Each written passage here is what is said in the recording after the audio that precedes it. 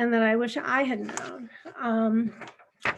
First of all, you really need to know how much income your family receives from all sources, which includes your military income, your base pay and allowance. Pay attention to base pay because your survivor benefits are based on base pay. If you have investment income, you need to know about that. Any alimony or child support payments, what's in your savings and checking accounts, IRAs, all of that kind of stuff. Then you need to figure out your monthly bills and how much it costs you to live at your present economic level. This number is what you need for an income replacement. And based on that, and what I'll talk to you later about with what your survivor income would be, you may need more than SGLI that is provided by, that you pay for government insurance, in order to have enough to live on and meet your financial goals. And life insurance, when you're on active duty and young and healthy, is really reasonably priced. Just make sure you get a policy that includes acts of war and military accidents, because many of them exclude that. And so your life insurance would be invalid if something happened as a result of military service. If you wait until close to retirement to get extra life insurance, you can do that. But if you have a VA disability rating, which a lot of you get before you retire, then life insurance can either be really expensive or not even available because you have pre-existing conditions. I think that it's wise for everybody to meet with a fee-only financial planner to get a better financial picture of what you have and what you will need for the future. Fee-only financial planners don't invest your money, so they'll just look at what you have and what you need. So they don't have, there's no conflict of interest. The other thing you need to make sure is that all your accounts are joint with survivorship. Do not be an authorized user on accounts or even tenants in common without survivorship, as that will really complicate your life. If you're an authorized user on your bank account, the financial institution may deny you access to that account. That happened to me, and freeze it. And then you have no money. It's not good. Everybody needs a will and possibly a trust. And you need to make sure that you know all your usernames and passwords for all your accounts. Keep that in a book and keep it updated. Establish your own credit. Get a credit card in your own name only. Charge on it and pay it off in full before the due date so that you have really good credit. And have a bank account too that's separate, just in your name, but make sure there's survivorship on it for your spouse or your kids. The other thing that happens is that with SGLI and military survivor benefits, you need to verify that you, the spouse, are the beneficiary of SGLI, the death benefit, and the disposition of the body in case something happens on active duty. There are cases in which the parents, the ex-wife, the ex-fiance, or somebody else is the beneficiary of the life insurance. Make sure it's you. You also need to be the beneficiary of the death benefit because active duty pay ends the day of the death and DFAS takes that money back for the month that the person died. the death benefit is $100,000 and it's dispersed within 5 days of the death. This is your income until your survivor benefits start, and that can take a while. You need that money to pay all your bills, to pay for the final expenses for your deceased spouse, travel to Dover for you and your family, all kinds of things that aren't covered by the Department of Defense. So make sure you're on everything and nobody else is. Don't let your spouse say, well, we'll share it with my parents or we'll share it with somebody else.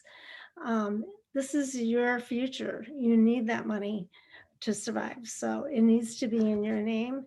Look on that page 2 and verify it's you. Let's see. If there are cases too where the spouse the service member has declined SGLI. The commands are supposed to notify the spouse if this happens, but things fall through the cracks. So just make sure you're on that. So I'll just tell you a little bit about what you would get for survivor benefits if there's this is for an active duty death.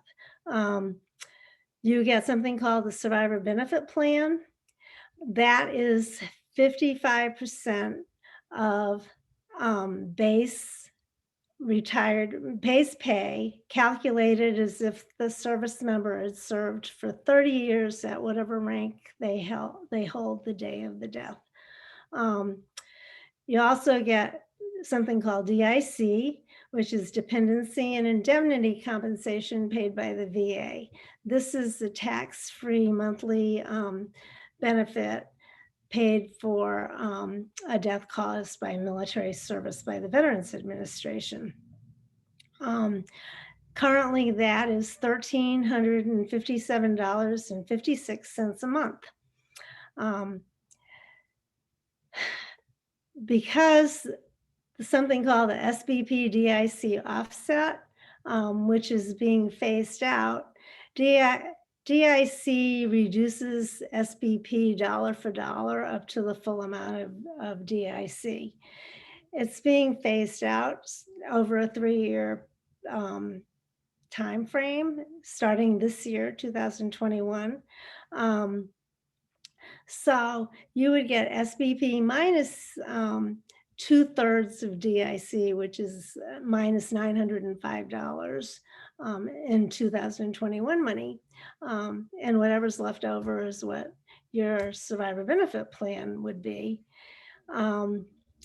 And you also are awarded something called SSIA. It's the Special Survivor Indemnity Allowance. And Congress established this allowance to provide some relief to surviving spouses whose SBP was reduced by DIC. It started at $50 a month and went up in increments over 10 years.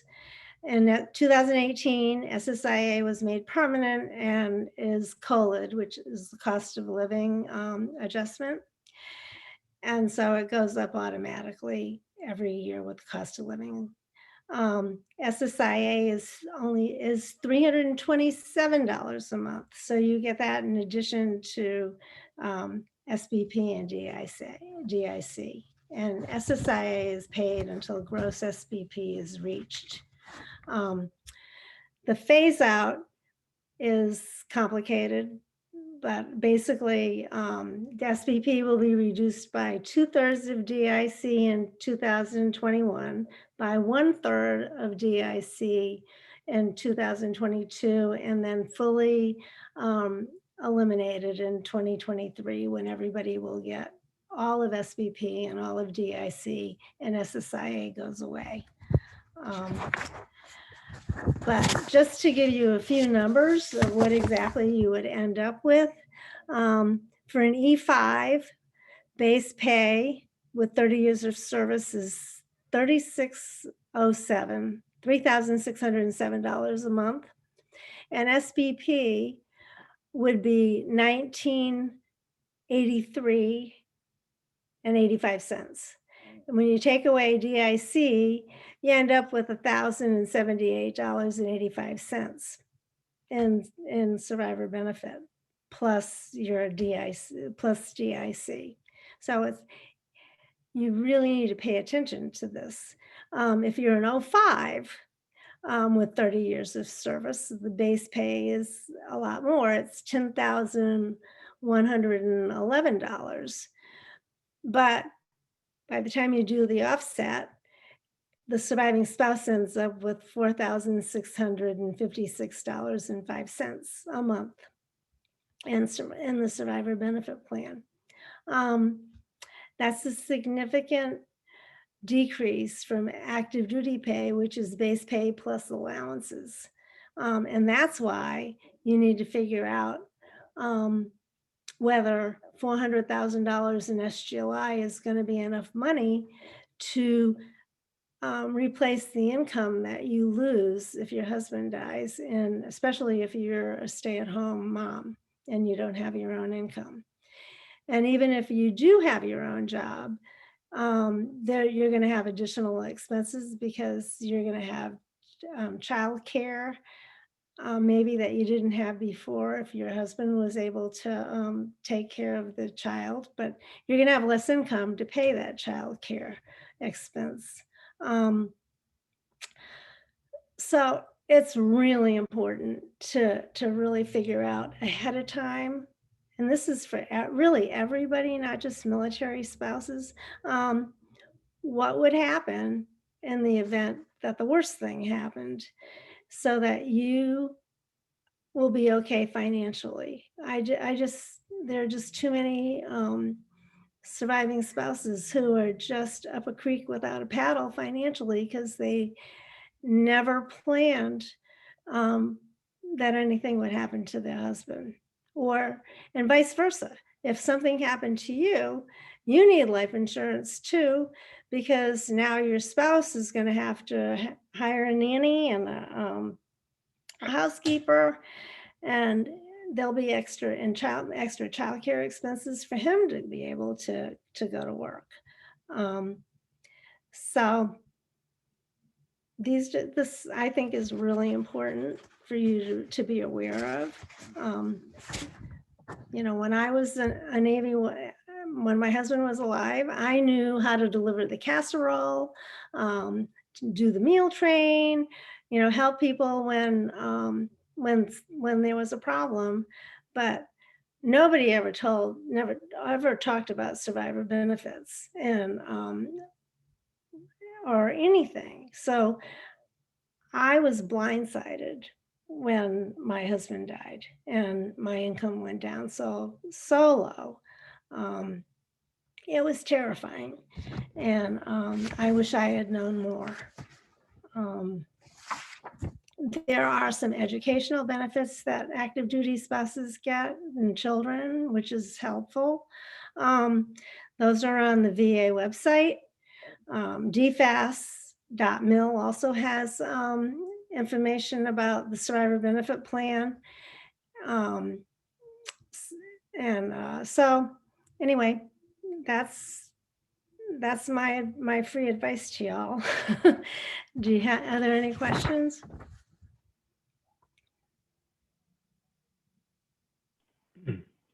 We'll take questions at the end. We'll go ahead and move on to our next speaker here. Okay. So I'm not sure if that's you, Don, or Kelly, whichever one of you. You'll just need to unmute yourself and turn on your video.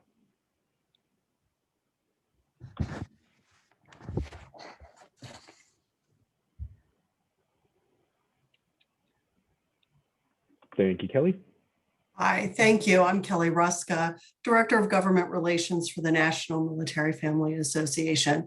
And Cathy, thank you so much for your comments. It is so important to understand and make financial plans should the worst happen. What I'm going to talk to you today is about some more general financial readiness and literacy issues. For example, it's important family finance is an issue that always seems to make people nervous.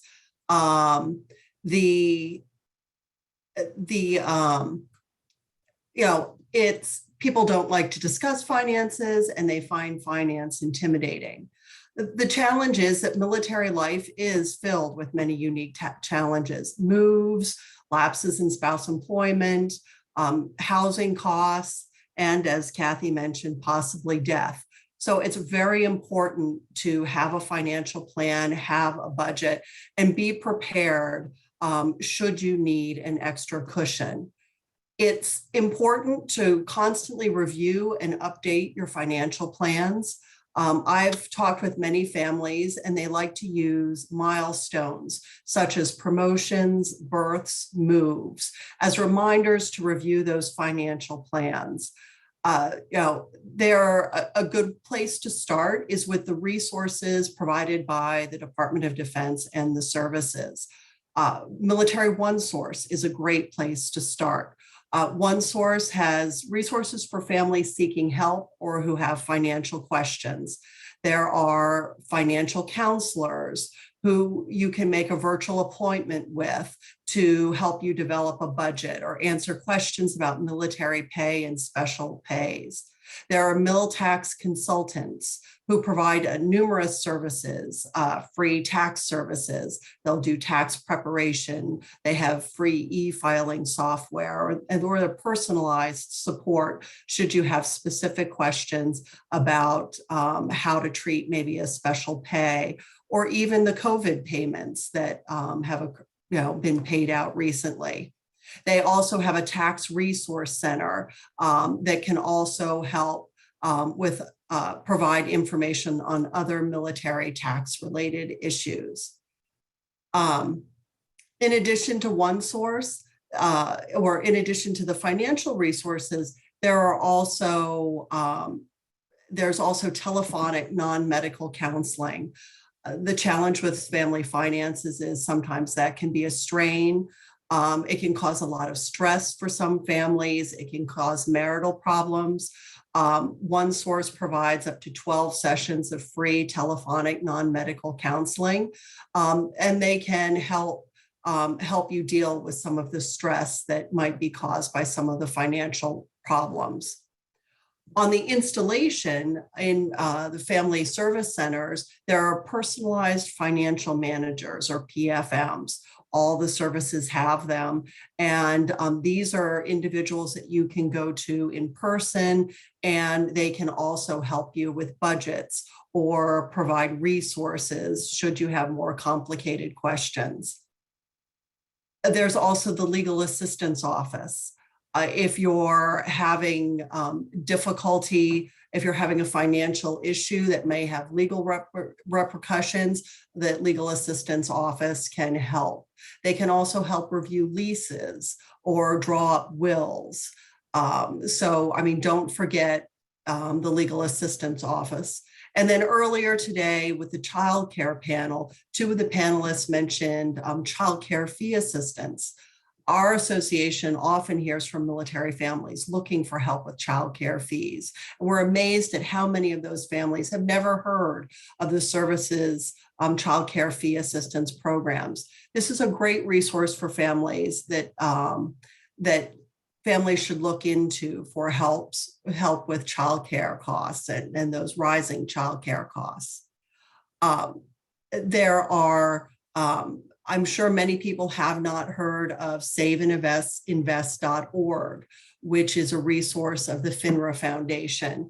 They have specialized guides on military family finance, and it is a great area where you can go to help educate yourself on some of these resources.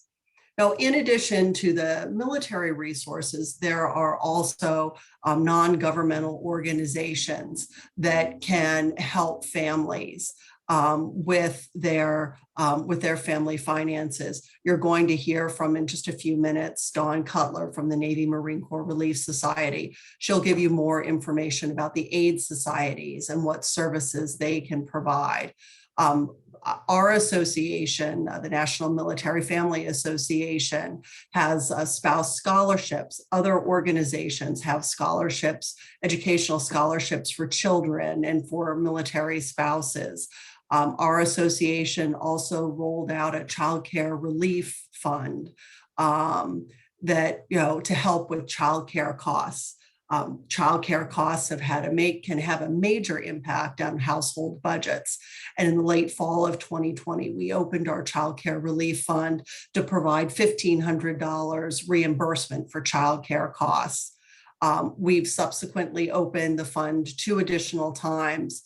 And in those 3 application periods, we received over 20,000 applications for assistance. So clearly there is a need. And we heard from families the struggles that they've had, especially during the pandemic, issues with food insecurity, loss of spouse and employment, and additional PCS costs. The one thing that you want to remember is whenever you're looking for financial products or services, it's important to use trusted resources. But we found that military families are very loyal customers.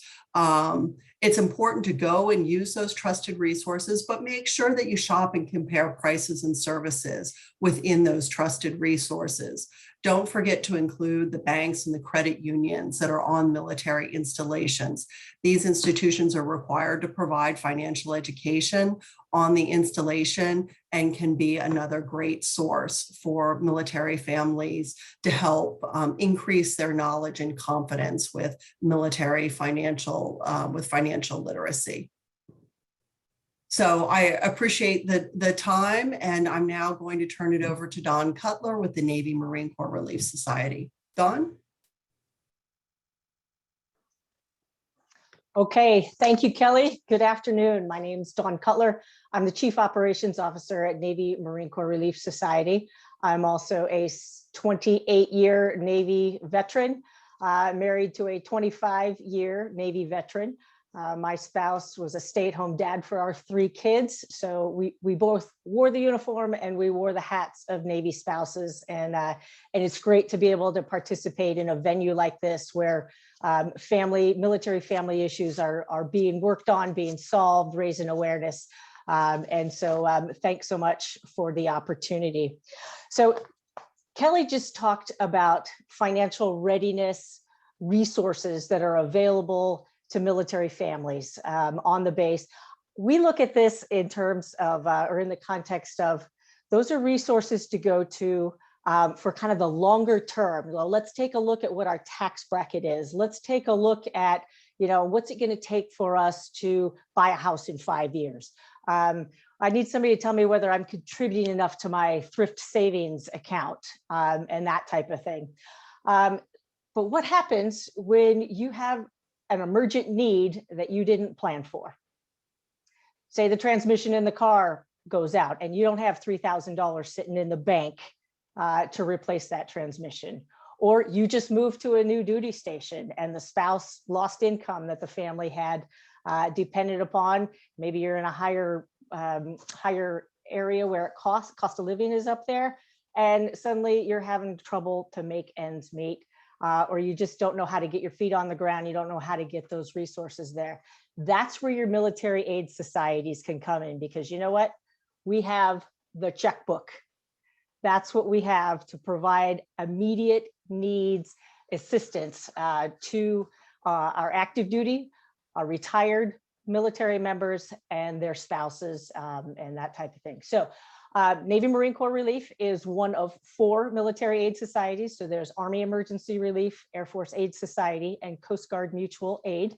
And again, our missions are fairly similar. We provide financial assistance and financial education to active duty, retired military members and their families and surviving spouses. So one of the things that's unique about Navy Marine Corps Relief Society, that's a little unique from our sister services, is 2 things. Number one, we're a volunteer-based organization. So we have offices around the globe, wherever Navy and Marine Corps bases are. We've got 3,200 volunteers who help us provide service to our active duty and retired military members. We have a small cadre of paid employees.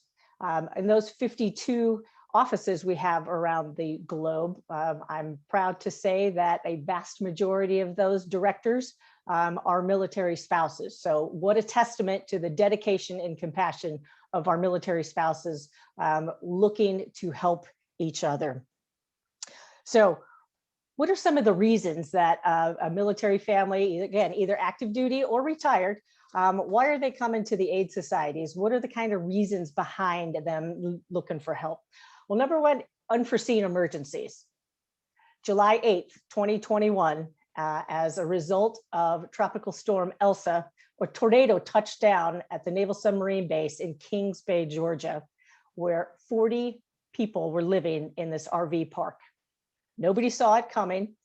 And these families were, without any notice, upended. I mean, literally Ford F-150 trucks were tumbling into the lake.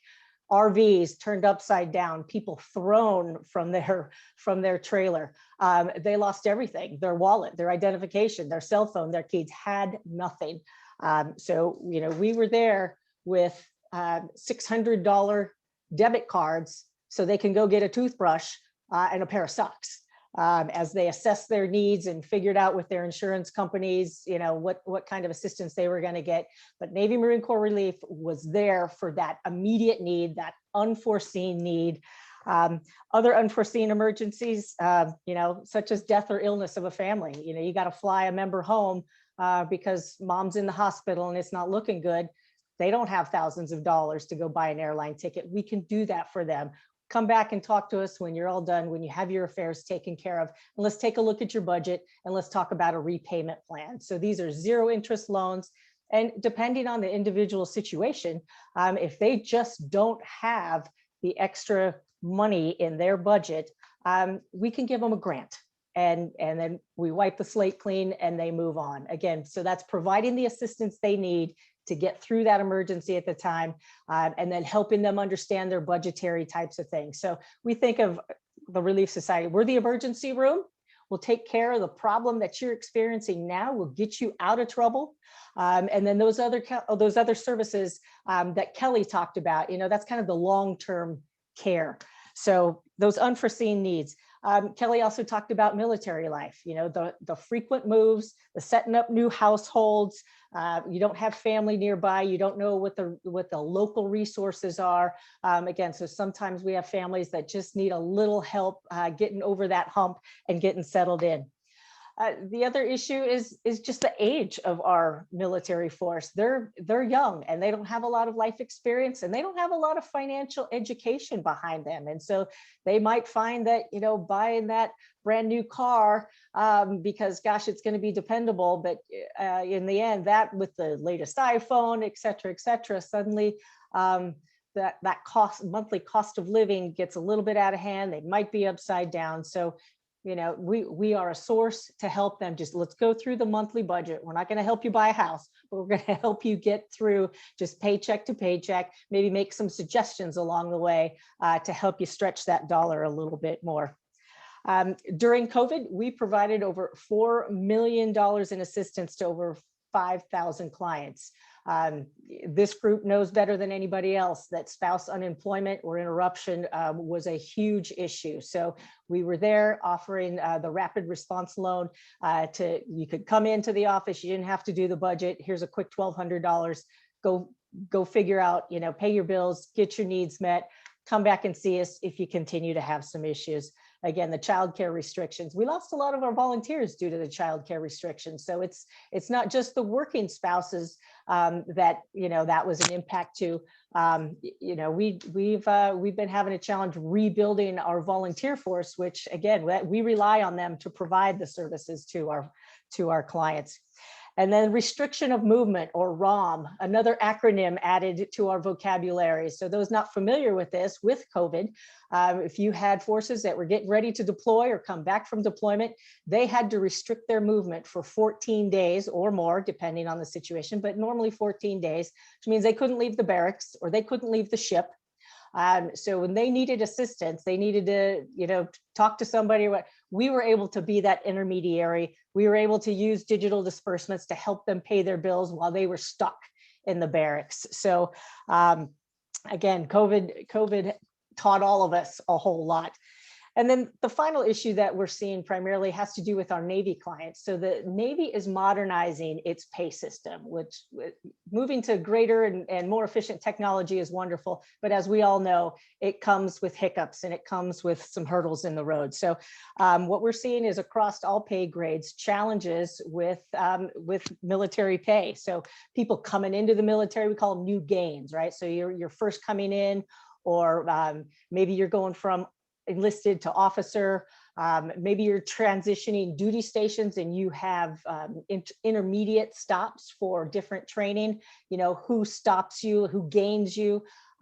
It's kind of a challenge right now. I was in our Norfolk office a few months ago and an ensign came in and he owed $15,000 to his temporary lodging because his BAH hadn't been started in 9 months. So again, BAH is another thing that is a hiccup. When you get married, you add people to your family, it's not catching up. So we're there to provide those immediate bridge loans. Here, we'll help you with your pay. You're not getting paid, we'll get you that money. When you get your pay, pay it back to us. So for 2021, our total financial assistance has been about $22 million to about 25,000 clients. So that's probably about half to a little over half of what we saw pre-COVID times.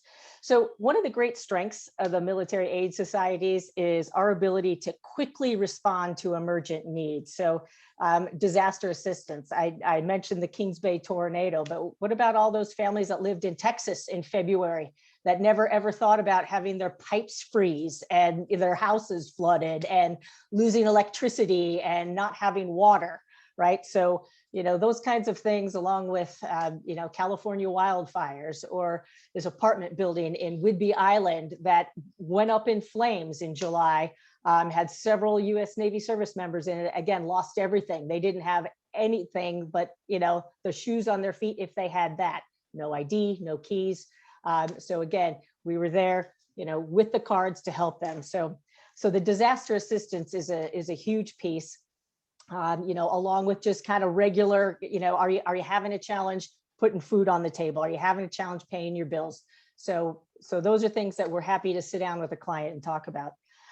One of the recent emergent needs that came up, thanks to COVID, came to our attention, has to do with PCS with pets, permanent change of station with pets overseas. I believe my sister military aid services have similar program, but what we recognized is with COVID, there wasn't transportation available to move pets to and from overseas locations. So our directors who were out in Asia and in Europe said, hey, this is a problem. Our families are incurring, $4,000 or $5,000 bills just to ship their pets, and they don't have that kind of money just sitting around. And as we all know, pets are part of the family. You don't just leave the pet.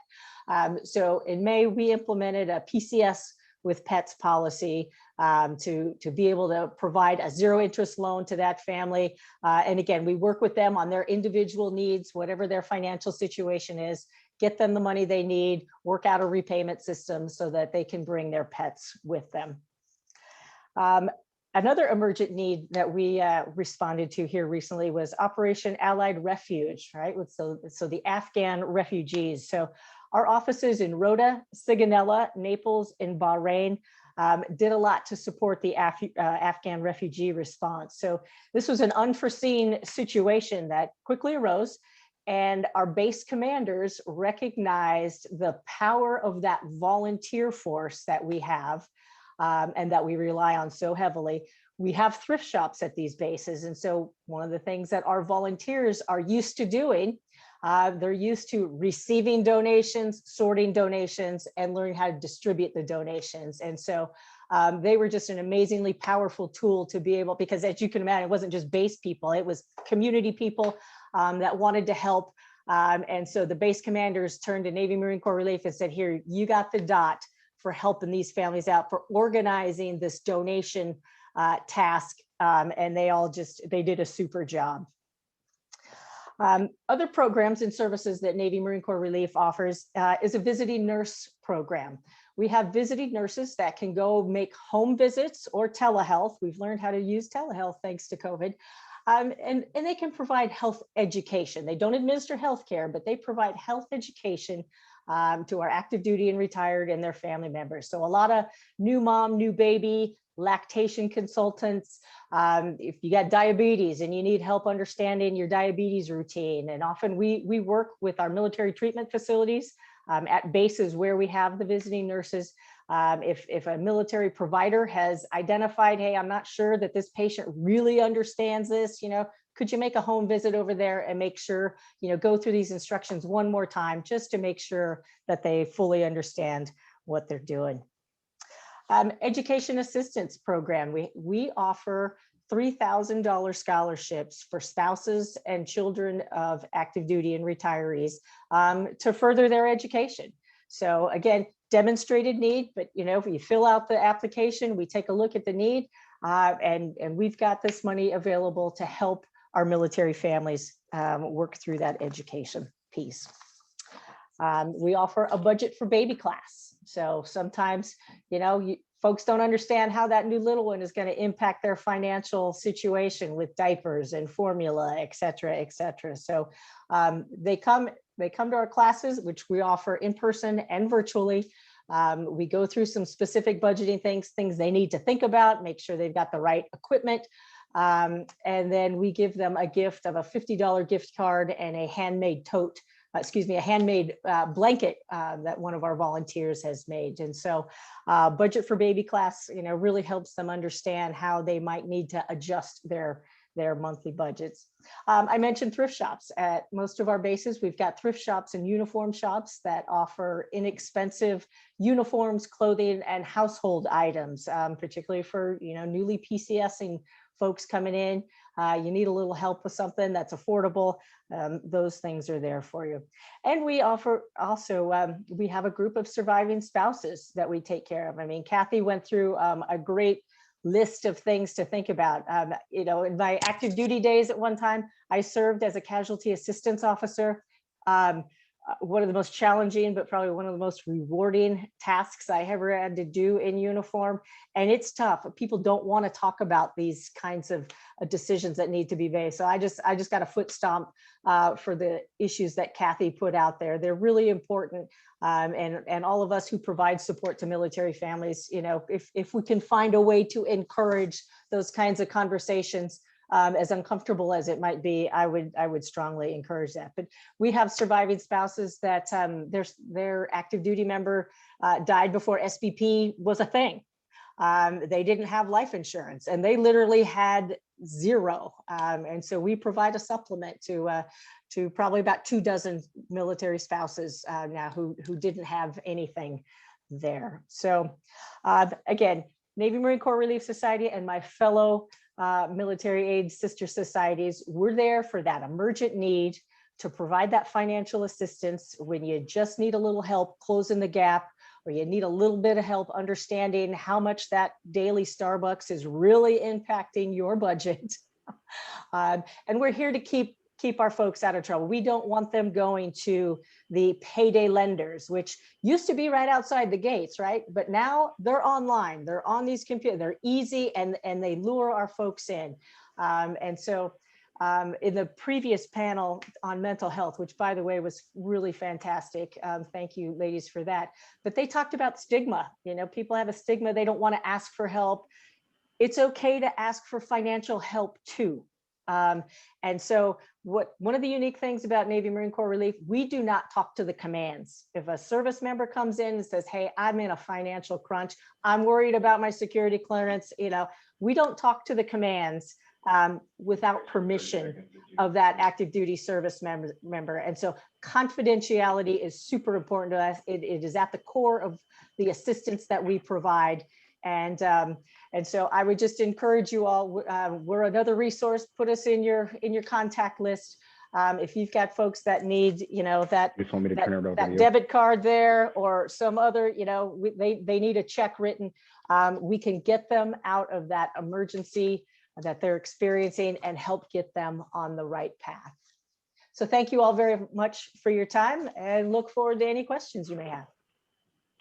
And it doesn't look like we have really any questions. So, I'm sorry, I forgot to mute myself. I was talking out loud. I'm going to go ahead and turn it over back to my counterpart, Paul, so he can take us in to the final two panels here.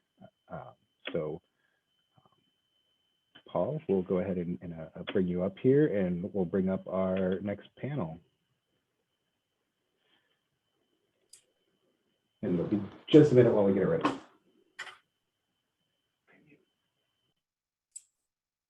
All right, welcome back. For our second to last panel, we'll be moving on to food insecurity, a topic that is of particular interest to my boss, Congressman Bishop. Joining Congressman Bishop on this panel is Bianca Strzalkowski, Managing Editor at AmeriForce Media and military spouse Josh Protas, Vice President of Public Policy at MAZON, and Shannon Razsadin from the Military Family Advisory Network. To begin this panel with a family perspective, I invite Bianca Strzalkowski to start us off.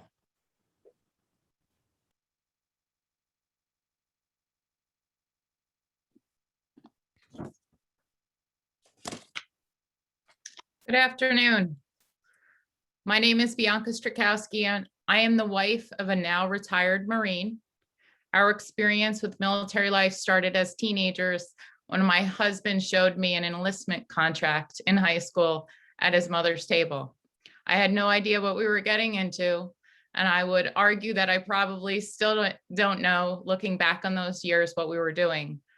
I want to premise my story with saying there is a reason I chose not to speak about our experience with food insecurity and financial hardship until after my husband left the Marine Corps. And it is likely the same reason you don't hear many talking about it today while their own spouse is still on active duty. There is a real fear that by exposing any internal household challenge, that our service member's career will be negatively affected. I also do not see food insecurity as a standalone issue. Instead, it is a result of many of the topics being discussed today: spouse employment, housing, childcare costs, among others. There is a misconception that food insecurity is tied to money mismanagement. And I would argue that food insecurity is the result of a number of lifestyle components attached to our military life. Our first duty station was at Marine Corps Air Station New River in North Carolina. We had been married just 2 months shy of when the attacks of 9/11 happened. Though we were young and had no idea what we were doing, we were able to build a strong foundation while living there. There was a robust community support. It was truly a military town. There was an engaged family readiness program. And I was able to grow over the years of us being stationed there to a management position. But this also meant we established a life on the belief that we had 2 incomes. Our bills were based on 2 incomes. So when we received orders to move to another Marine Corps base in Arizona, we did not prepare or even think ahead that our quality of life could change.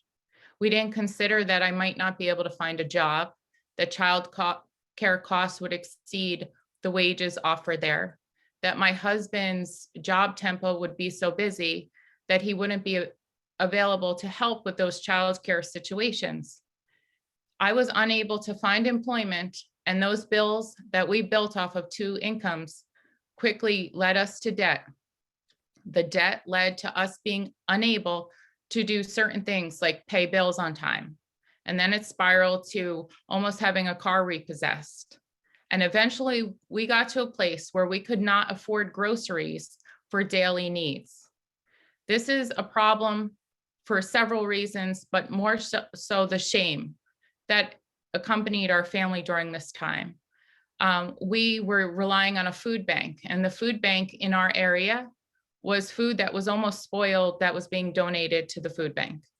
We were eating MREs as a family, which now looking back, 10 years after this, I can't even believe that was our reality. That was what we were feeding our son, and I was pregnant with our second child. Thankfully, we did have help from our external family. We relied on the Navy Marine Corps Relief Society to get through some of those times. But it was a problem that not only chased us our entire time stationed there, but when we left to go to our next duty station, we carried that hole we were now dug into. Eventually, we were able to get into a better financial readiness situation when I found employment at our third duty station. But that carried with us, I would say, more than half of my husband's career, where we were going for payday loans that had a 40% interest attached to them. I also want to share that I believe that most people don't identify with the phrase food insecurity. I never heard that word until I sat in on a solutions summit with the Military Family Advisory Network several years ago. I would challenge there are probably many others who lack this awareness of what that term even means. All they simply know is I can't buy groceries. I don't know what I'm putting on the table for dinner tonight. I think there needs to be a strong effort to educate, but also to make service members and spouses feel empowered to speak and share their story without fear of consequence. For everything we say there shouldn't be a stigma attached to, there is. And we know that at the boots on the ground level. I am relieved to be sharing this experience from the other side of this hardship. I actually can't even think back to that. Those were the days we were living while my husband was going to places like Afghanistan and Iraq and the Horn of Africa, and him having to carry the burden of his family being back at home while dealing with separation and something as simple as not being able to get food. We have not felt stability until my husband retired in 2018. It is the first time we were able to establish a savings account, to not have to worry about if there's a full refrigerator, and no concerns of what will be for dinner tonight. But I know that there are others experiencing that stress and that shame today, and they're probably not talking about it. This is not a topic that decision makers should spend a long time devising solutions for. The reality is our military families have an immediate need that should be met today so that their husbands and wives can focus on their very important job. Thank you. Thank you, Bianca. Well, from now, we'll turn it over to Josh. Josh, the floor is yours. Great, thank you so much. And I want to thank Congressman Bishop, Congresswoman McMorris, Rodgers, all of the caucus and the staff that have put this summit on. It's been fantastic to hear the panels on such important issues, and the First Lady's opening remarks were so important. The theme is about taking the pulse of military families during the pandemic, and just the fact that we're talking about food insecurity, about hunger among military families, tells us that there's a problem with the pulse even before the pandemic, and that pulse grew weaker. And want to thank Bianca and all those who've shared about their personal experiences with a host of different issues. I know it's so difficult to share about some of these painful experiences, but these stories matter. And for far too long, there's been a denial that there's even a problem of hunger among military families. And it's very difficult, we understand why, for people to come forward and share when they're in the midst of that experience. So thank you, Bianca. Really appreciate it. I'm going to be pretty direct in my remarks because it's frustrating that we continue to need to confront the issue of food insecurity, of hunger among military families. This has been a problem for far too long, and there are solutions within reach. And it's just unconscionable that we're still talking about this issue, an issue that's grown far worse during the course of the pandemic, but an issue that can be solved. This is a preventable problem. And this problem is the responsibility of the federal government. This is not up to the charitable sector to address this. We know that there are food pantries on or near every military base in this country that are quietly serving military families that struggle to put food on the table. And in an emergency situation, there's no shame in going to a food pantry to help in an emergency situation, but that's not the case. It's routinely a support for thousands of military families around the country, and that should never be. The Department of Defense, Congress, and the administration for far too long have ignored or overlook this issue. The good news is that there's action that can happen right now at multiple levels to address this. There are important opportunities that are ripe for action. This issue of food insecurity among military families is an issue of mission readiness. It's an issue of retention. It's an issue of recruitment. But also in today's day and age, it's also an issue of racial equity. And it's also an issue that contributes to the unfortunate epidemic of military suicide. There's no reason we should be letting military families go hungry. And the most important thing we can do is to remove an unfortunate and unintended barrier that exists that prevents military families from getting the help that they should be entitled to. The treatment of their basic allowance for housing as income for programs like SNAP has prevented thousands of military families who should qualify for that assistance and need that assistance, and has forced them instead to turn to emergency food banks. And one of the frequent pushbacks about this issue is that we need more data. We're not sure how many people are impacted by this. We're not sure if there's really an issue. The proof is there if you look in the lines of hundreds of military families at every installation that are waiting for a monthly food box. We just need to open our eyes and see these lines, and we don't need more data to prove that there's an issue. Hungry military families can't eat another report. They can't eat another survey. They can't eat another government study. That's not going to bring relief. We need to make sure that we get them this assistance that they need. In Deuteronomy, I come from MAZON, a Jewish response to hunger, and we're informed by Jewish values, but these are values that transcend all faith communities and all traditions. And in Deuteronomy, we're told that when there is among you a poor person among your kin in one of your cities, in your land which God gives to you, do not harden your heart. Do not close your fist from your poor kin. Rather, you shall surely open your hand and make him alone sufficient for his need, whatever he lacks. This is our government's responsibility, not to harden our hearts, not to close our hands, but to make sure for our military families, the military families that are bravely serving our country, that are making great sacrifices, that we're making sure that they can meet their basic needs. So it was very heartened to hear the First Lady mention her support for the basic needs allowance, which is a provision that MAZON helped to create and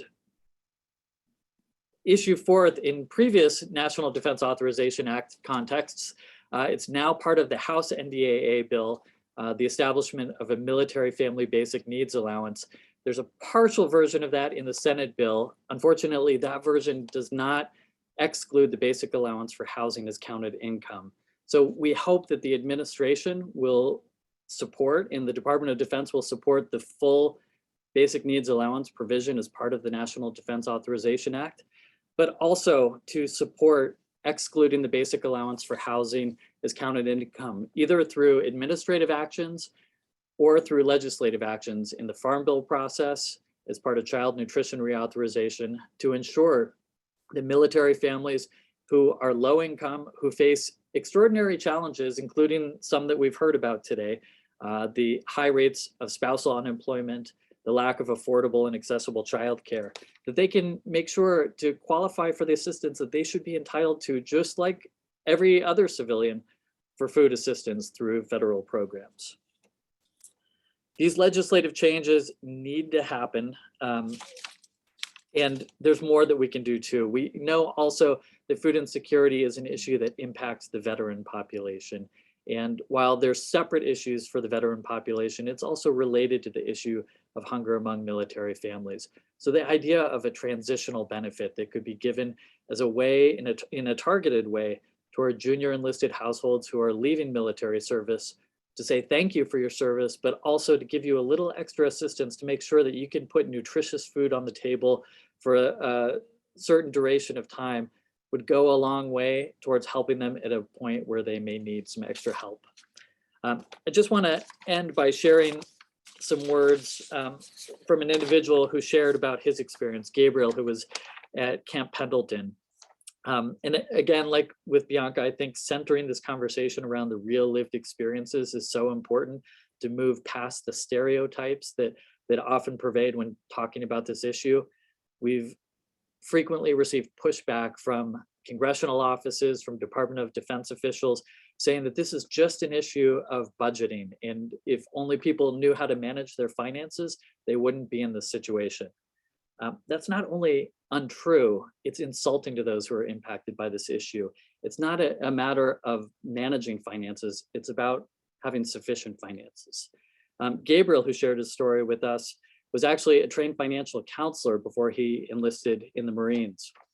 Gabriel wrote, "I like being in the Marines, but with a wife and child and another one on the way, my paycheck of less than $2,000 a month isn't enough to make ends meet. It was easier when my wife worked in insurance, but the cost of daycare is so high that it doesn't make sense. I'm doing all I can in serving my country, and I have to worry about how I'm going to buy food. I'm not ashamed to say I may need help to be able to feed my family. We got WIC when our daughter was a baby, but recently when we applied for food stamps, we were denied because our basic allowance for housing counts as income. I don't think the government protects military families enough because so many of us need to go to food distributions run by outside groups. We're the only job where we have to give up our lives to protect the Constitution of the United States. So shouldn't the government make sure that we can properly feed our families? Thanks, and I'll look forward to questions." Thank you, Josh, for that. And now I think I'm going to turn it over to Shannon from the Military Family Advisory Network. Shannon, the floor is yours. Thank you so much, Paul and Josh and Bianca. It's so great to see you. Bianca and I go way back. She was one of the first advisory board members at Military Family Advisory Network. So I'd like to start off by giving a very high level overview of who we are as an organization, but then also talk about what we're doing related to food insecurity. And while, yes, Josh, I 100% agree that military families can't eat another report, the reports and the data married with the solutions can work together to really get us to a place where we can solve this long term. So MFAN, we go by MFAN for short. We're a 501c3 nonprofit. And what we do is we convene a very diverse group of military families to help us have an ear to the ground related to what military families are going through. We then take what we are learning from those military families and we test it through scientific research. Our research team, they're all doctoral level. They take the time to hear from families in their own words through a mixed method research approach to really understand what's going on in military families' lives and then how can we develop collaborative solutions. We never want to do anything in a vacuum. We never want to reinvent the wheel, but rather we would much rather work with our partners in this space and other organizations, work with the government, work with Congress, work with whomever to get to the point where we can develop and deploy quick solutions. So how we start looking at food insecurity. During an advisory board meeting, one of our advisors, her name is Taylor Miller, I think she's watching, hi Taylor, she started bringing up issues around food insecurity. She was working at a food bank down the Norfolk area, and she was starting to see a lot of military families come in and seek out the support. And we started talking about it. We looked at it through a national survey. We field every other year the Military Family Support Programming Survey, which shameless plug, it's in the field right now. And so really hope that everyone takes the time to respond to that. But we saw that, yes, okay, food insecurity is an issue.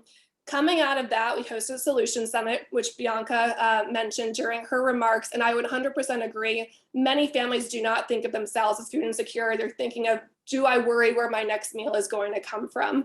Do I ever have to cut back on what I'm eating to make sure others in my family have enough food? But coming out of that solution summit, when we bring together our current and former advisory board members to discuss what our data is showing us as far as the new and emerging needs of military families, we decided to form a food insecurity coalition, which MAZON is part of, organizations like National Military Family Association, MOA, but then also organizations who have a specific mission that's focused on combating hunger. So National WIC Association, Feeding America, and others who are really, Food Research and Action Center, who are really having a specific mission to end and address hunger broadly. And so what we were really finding is that there was a true communications gap between organizations in most cases who are addressing, food insecurity and the nuances of military family life. And so our goal through quarterly meetings is to really address those. You fast forward to 2019, We worked with the USDA and an economist over there to really figure out how can we not only assess food insecurity, but also figure out where families are falling on the spectrum of food insecure. Is it severe? Is it moderate? And then create an apples to apples comparison so that we can draw some conclusions based on what is happening in civilian life and what's happening among military families. In 2019, so pre-COVID, we found that nationally, 1 in 8 of our survey respondents was food insecure. When we drilled down to specific locations, which we're able to do, sorry, I have a very vocal dog who doesn't like me talking to anyone other than her. But when we were able to drill down into the specific locations, we found that there were places and pockets in the country that were having greater issues and greater challenges. So Washington State, 1 in 5 military families pre-COVID was experiencing food insecurity. In Texas, Norfolk, and North Carolina, we were finding the number was 1 in 6. During COVID, we fielded a survey and we found that 1 in 5 military families nationally was experiencing food insecurity. And so we agree that we can't just stand by. We can't wait for the government to come up with a solution. We need to act. We need to shine a spotlight on this issue, and we need to get food in families' hands. And so what we did was we launched the 1 Million Meals Challenge, and we are very proud of this work. It launched in April, and we are hosting large-scale food distribution events in the locations where we saw the highest frequency of food insecurity. So that's Joint Base Lewis McChord, Fort Hood, Norfolk, and Fort Bragg. We're hosting these food events that are serving upwards of 750 people per event. And I'm really proud to announce that so far we've distributed over 625,000 meals this year. So we're on a good track to hopefully reach the 1,000,000th meal by the end of this year. But going to those events, it's a really sad and frankly humbling experience. We see families who are pulling up in their vehicles and they're nervous and they're not sure what to expect. They don't want to have to be in this situation. But what we're really trying to do is break down that stigma and create a fun environment. We have DJs, our volunteers are phenomenal and they're dancing, and families are getting upwards of 75 pounds of healthy food. And so that's covering them for a decent amount of time. And so they're leaving the events and we're seeing smiles and we're seeing relief and people saying, you know, thank you. And we're thanking them for their service. And it allows us to, 1, meet that immediate need, and 2, shine a spotlight on this issue. It should never happen. Families in the military should never be in this situation, but we're able to work together to really make sure that people are paying attention. And then the last piece that I wanted to talk about a little bit today is food insecurity is a complex issue, as Bianca mentioned, and it's a combination of a lot of things that pull together to really create a very complex picture. And so we, as a team, our researchers are working with the University of Texas at Austin to do research in Texas and uncover the underlying factors that lead to food insecurity among military families. So we are doing upwards of 200 interviews with military families, and we'll be developing roadmaps that allow us to pinpoint the things that are happening in families' lives so that we can ultimately prevent food insecurity before it happens. You know, is it a choice that families are, you know, having to pick between rent and paying for food? We're seeing a lot of hunger avoidance activities. We're seeing families really choosing to go without, or the military spouse not eating so that the kid and the service member has enough healthy food. And the other piece that's really troubling is a lot of families just are not seeking out support. And that gets back to the stigma component of this that we all are working so hard to break down.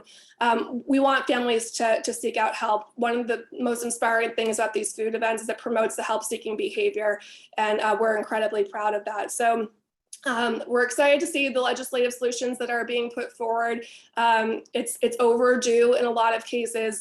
Josh is 100% right. This is not a new issue. This is something that has been discussed at length in multiple venues, and we're optimistic that we're moving the right direction, but we have a long way to go, and it's not a problem that's going to be solved overnight. Thank you, Shannon, for that. And now I am going to introduce my boss, the co-chair of the Congressional Military Family Caucus, Congressman Sanford Bishop.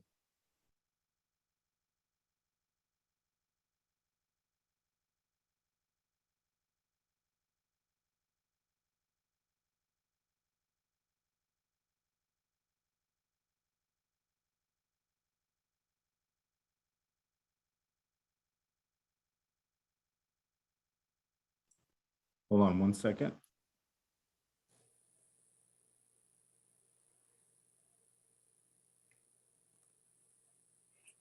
Very good. Let me go back. I'm pleased to be on this panel to discuss a critical issue facing military families, and one that I've been heavily involved in working to solve. Most Americans assume that if a person enlists to serve their country in the military, that their needs are taken care of. But as the people on this panel know, that's not necessarily the case.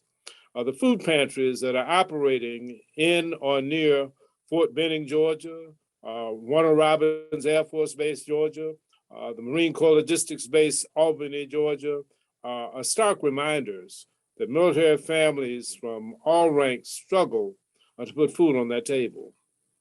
The food insecurity rate among active duty military families is 14%, about a third higher than the national average, which is 10.5%. Most Americans' reaction to this information is appropriately disbelief and disgust. Congress's failed attempts to address this issue since the early 2000s confirms for many their worst assumptions about government and its ability to get things done. Worse still is that the data available likely underrepresents the actual severity of military family hunger. The lack of data, largely due to poor coordination and communication across federal agencies, further obfuscates the degree of the problem. While the data that we do have shows that food insecurity cuts across all military ranks and demographics, the families of junior enlisted and military families of color report food insecurity at higher levels than their senior officer and white counterparts. For example, Native American military households, which as a result of a long tradition of military service are overrepresented in the ranks of the US military as a percentage of total population, also struggle with higher rates of food insecurity. While resources do exist to connect families in need to assistance programs, we must improve awareness about how to access these programs, particularly among Black and Hispanic military families. Amid rising levels of hunger in America due to the ongoing COVID-19 pandemic, the country is awakening to the fact that hunger does not affect only a certain type or a certain demographic of person. It is widespread, and it affects our friends, our neighbors, our church members, and all sorts of families. The reason we don't immediately recognize it is because it is often hidden behind a curtain of shame and stigma. This is especially the case among military families.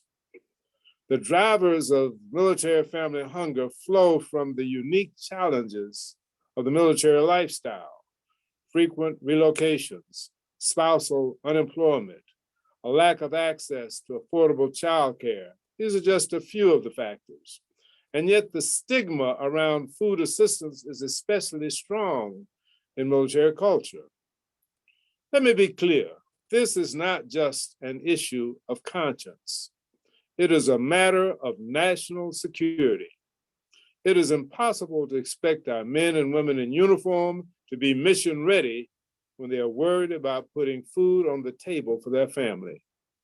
Furthermore, military food insecurity impedes the US's ability to maintain the strongest, most capable military force in the world by harming one of the greatest sources of future service members. Children of military service members are statistically more likely to enlist later in life.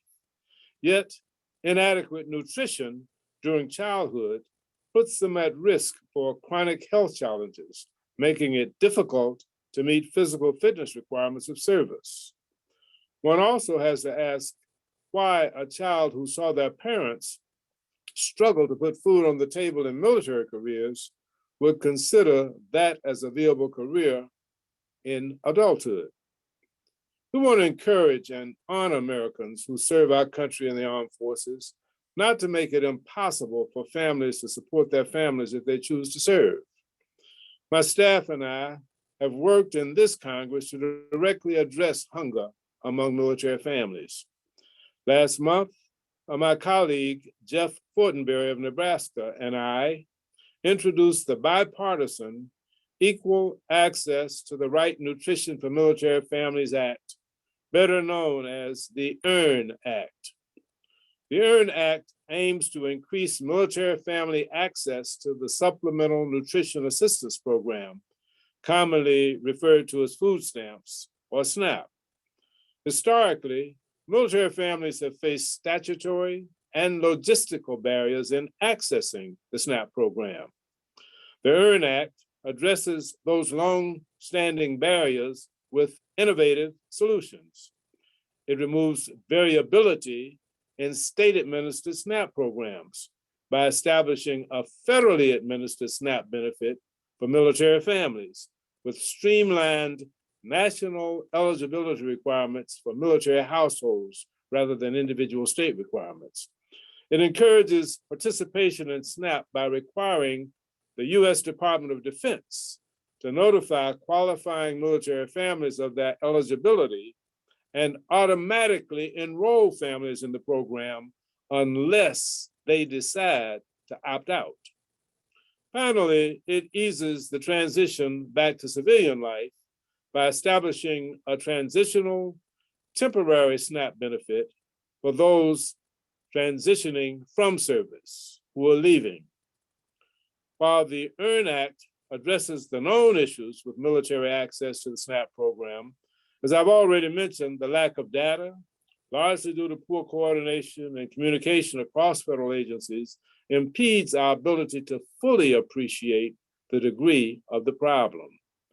That's why the EARN Act builds on previous laws requiring reporting on the issue of military food insecurity and directs the Department of Defense and the U.S. Department of Agriculture to collaborate in submitting a comprehensive report on military family food insecurity to the relevant congressional committees. The EARN Act is not the only piece of legislation under consideration in this Congress aimed at addressing military family food insecurity. I have co-sponsored the Military Hunger Prevention Act, led by Congressman Jimmy Panetta of California. It is included in the House version of the FY22 National Defense Authorization Act, or NDAA. It complements the EARN Act. The Military Family Basic Needs Allowance established under the Military Hunger Prevention Act supplements household income up to 130% of the federal poverty level. The EARN Act sets a national income eligibility threshold for SNAP of 200% of the federal poverty line for military families, ensuring that military families with household income between 130% and 200% of poverty do not fall through the cracks, regardless of what state they happen to live in at the time, or whether that state uses a broad-based categorical eligibility. We would like to see both the Military Hunger Prevention Act and the EARN Act enacted into law because they build upon each other and together reduce costs of implementation. In conclusion, while food banks and food pantries have stepped up their efforts to fill the need and now operate on or near every military base in America, we cannot continue to depend on charitable organizations to fulfill what is fundamentally the responsibility of our federal government. If a country is to have a standing army, it is a basic function of government to feed that military. It has been said that an army marches on its stomach. That certainly applies here. I want to thank our panel of experts on this topic for sharing their time and their knowledge with us today. I look forward to their remarks in response to questions and to having a robust dialogue on this very, very important topic. Thank you again, and I look forward to your questions.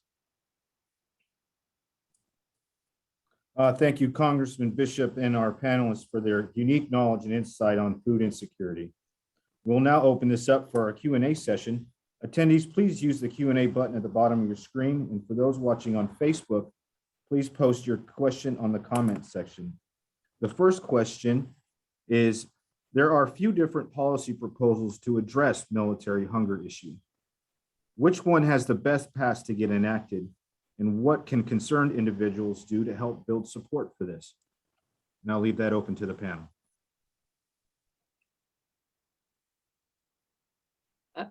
I'm happy to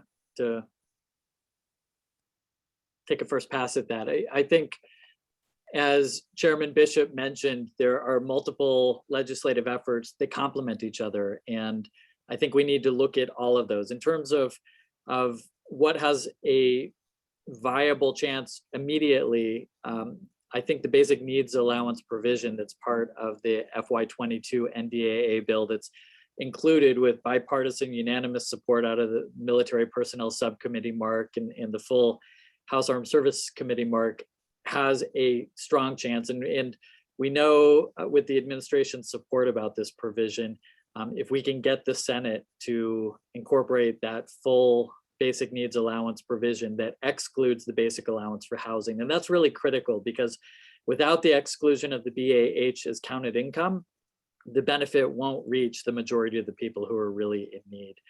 And I'll just note that the basic needs allowance, Congressman Bishop mentioned rightly that it's set at 130% of the federal poverty level. That in itself was a compromise. We wanted that ideally to be at 200% of the federal poverty level, but working with the Armed Services Committee, we needed to kind of whittle it down a little bit in terms of the cost. But that, I think, has a really strong chance of getting enacted now. We just need that strong Senate support for that provision. And then we also want to be able to address those anomalies about the BAH treatment in the SNAP program, and then also for child feeding programs.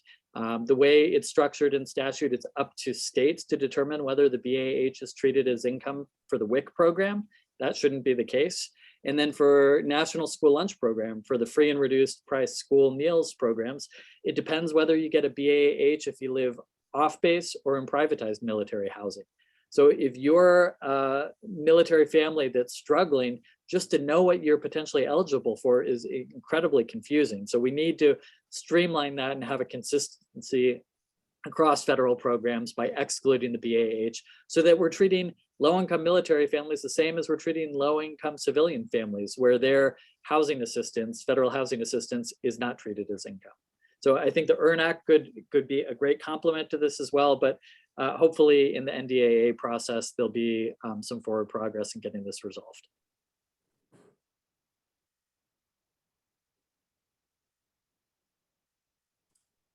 Okay, we're going on to a next question from an anonymous attendee. At the AUSA conference this week, Sergeant Major of the Army Grinston mentioned that families need financial readiness and maybe they shouldn't be buying boats and cars. He went on to say the survey done was small and perhaps not accurate.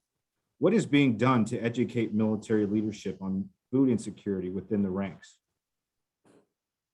I'll comment and then I'll let Shannon go, because I take personal offense with the concept that we were living a luxurious life.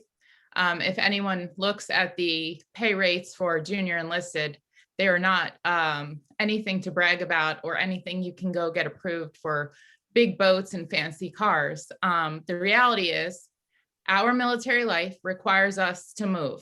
When we move from one duty station to another, the way our life set up is in one spot is likely not going to follow you to another spot. The other reality is a post 9/11 force had a very high op tempo, which meant the types of jobs or even the ability to be employed is limited for a spouse who has to solo parent and is relied on fully for that childcare. I think often our military leaders, as they climb up the ranks, they sometimes tend to forget what it felt like at E1, E2, E3, E4. So I'll let my fellow panelists go into the education piece, but I can guarantee you that our experience was not a result of us living a luxurious life in Yuma or on recruiting duty away from a base. My husband was doing what was required of him, And we were trying to meet the most basic needs of our family, which included feeding them. 100% agree, Bianca. And, you know, it's been an uphill battle in some cases to educate leaders on food insecurity. I know that Josh has had the same experiences in the work that they are doing at MAZON. We've been on multiple calls with Garrison, particularly at the locations where we are hosting food distribution events. And, you know, there is that perception. There is the perception of those poor financial management. And all I would say is come volunteer at a food distribution event and then see if you leave with the same opinion there, because you cannot tell me that 700 families with a wait list are spending their Saturday getting food support at an MFAN food distribution event. It's just not the case. And so we're very proud and excited that under the leadership of the Deputy Assistant Secretary of Defense for Military Community Family Policy, Patty Barron, she's really looking at this issue closely. It has gotten the right attention. The White House has taken this issue seriously. Congress is taking this issue seriously. It shouldn't have taken this and all this work to get people to take it seriously, but I would just say come volunteer at an event and then see if you leave with a different perspective, because you know, that doesn't lie. And I'll just add, and totally agree, Shannon and Bianca. It's frustrating to hear the accusations about financial mismanagement. And there's some rich irony when Department of Defense officials accused military families who are struggling with food insecurity of not managing their finances correctly, when last I checked, DoD has not passed its own financial audit. So I think with its enormous budget and a lot of questions about where expenditures are going, there's some irony there. So also want to note that for junior enlisted families who are most impacted by this, they really need to have a second source of income. And we know with the high rates of spousal unemployment that many of these military families are getting by on the low base pay for the junior enlisted service member. So they're setting out behind already from their civilian counterparts who often need two sources of income for the household. So I think helping to educate people about that, and again, the unique challenges for military families, the unemployment rates, the lack of affordable childcare for families with exceptional family members. There's a lot of costs, the frequent relocations. There's so much that we ask of our military families. The very least we can do is make sure that they're able to put food on the table.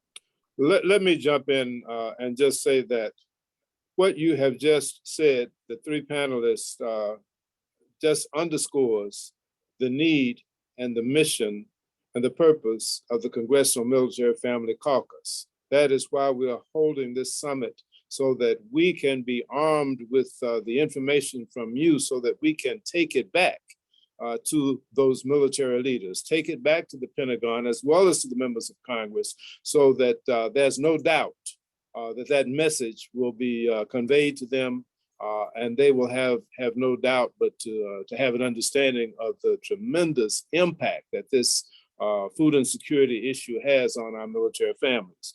That's what we have done on spousal employment. That's what we've done on the changes for education in terms of transitioning from one duty station to another with kids in school.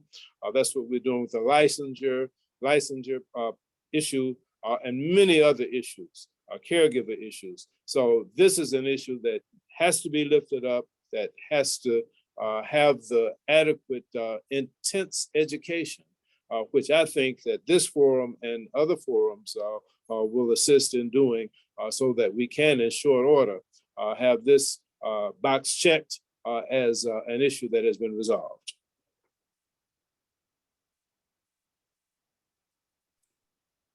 Thank you, Congressman. And I think we have time for one more question, and this goes directly to you, Congressman. This is from Stephen Krakava. Thank you, Rep. Bishop, for your leadership and outspoken attention to this issue.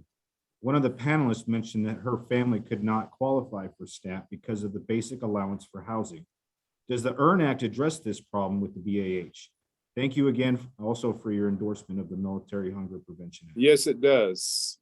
it does address that problem, and we want to have uniform standards for military families, particularly because we can't provide enough support for our military. And if, in fact, some people are saying, well, why should we treat our military families different?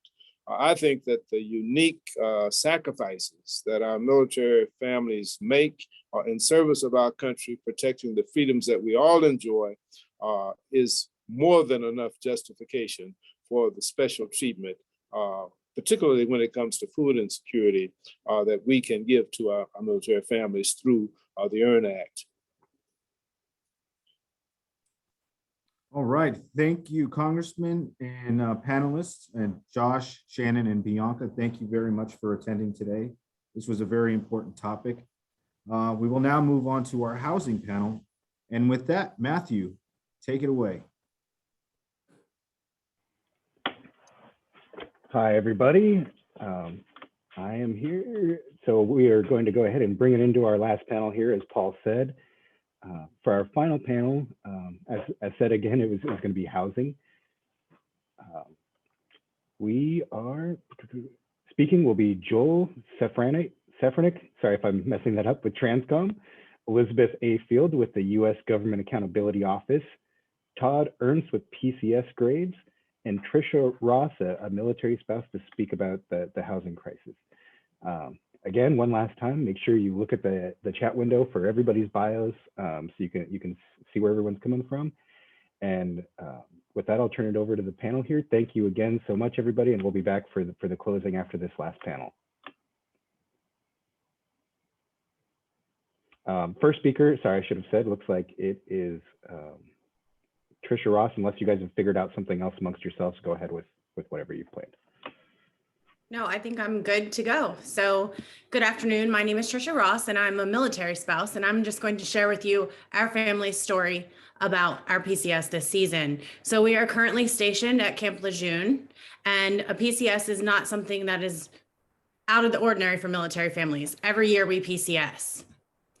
So with that said, I will start with what happened during this unique PCS season. So on April 5th, my spouse received orders to Camp Lejeune with a report date of May 2021. The housing application was submitted on April 18th, 2021. My spouse was assigned to Naval Hospital Camp Lejeune. We are a family of 6, so we required a 4-bedroom home. When our family first applied to housing, we were listed on board New River Air Station's Petrofield Landing. We were number 7 on that list, and I was hopeful. The Atlantic Marine Corps Communities agent contacted us and provided the previous year's data. That was our source to determine where we would be on the list and how long it would take. Upon reviewing the list, I had an aha moment when I realized that our wait would be over a year based on the previous year's data, possibly even 2 years. So we were then consulted to ask if we would like to move to a different housing complex wait list. Of course, I said yes, because waiting a year, even 2, was out of the question. So as of May 4th, we moved over to the housing list at Camp Lejeune's. Sorry for a moment. It was the housing over there. When we applied, the listing on Camp Lejeune's website, on the Marine Corps' website, said that it was a 3 to 4 month wait. As of June 7th, those timelines increased to 6 to 8 months. On June 13th, we were number 18th, and we were hopeful with a projected date of moving in September. On June 13th, for the first time in 20 years, I filed an Inspector General's complaint about the lack of available housing on Camp Lejeune, as well as AMCC's handling of the waitlist times and the information they were giving to military families.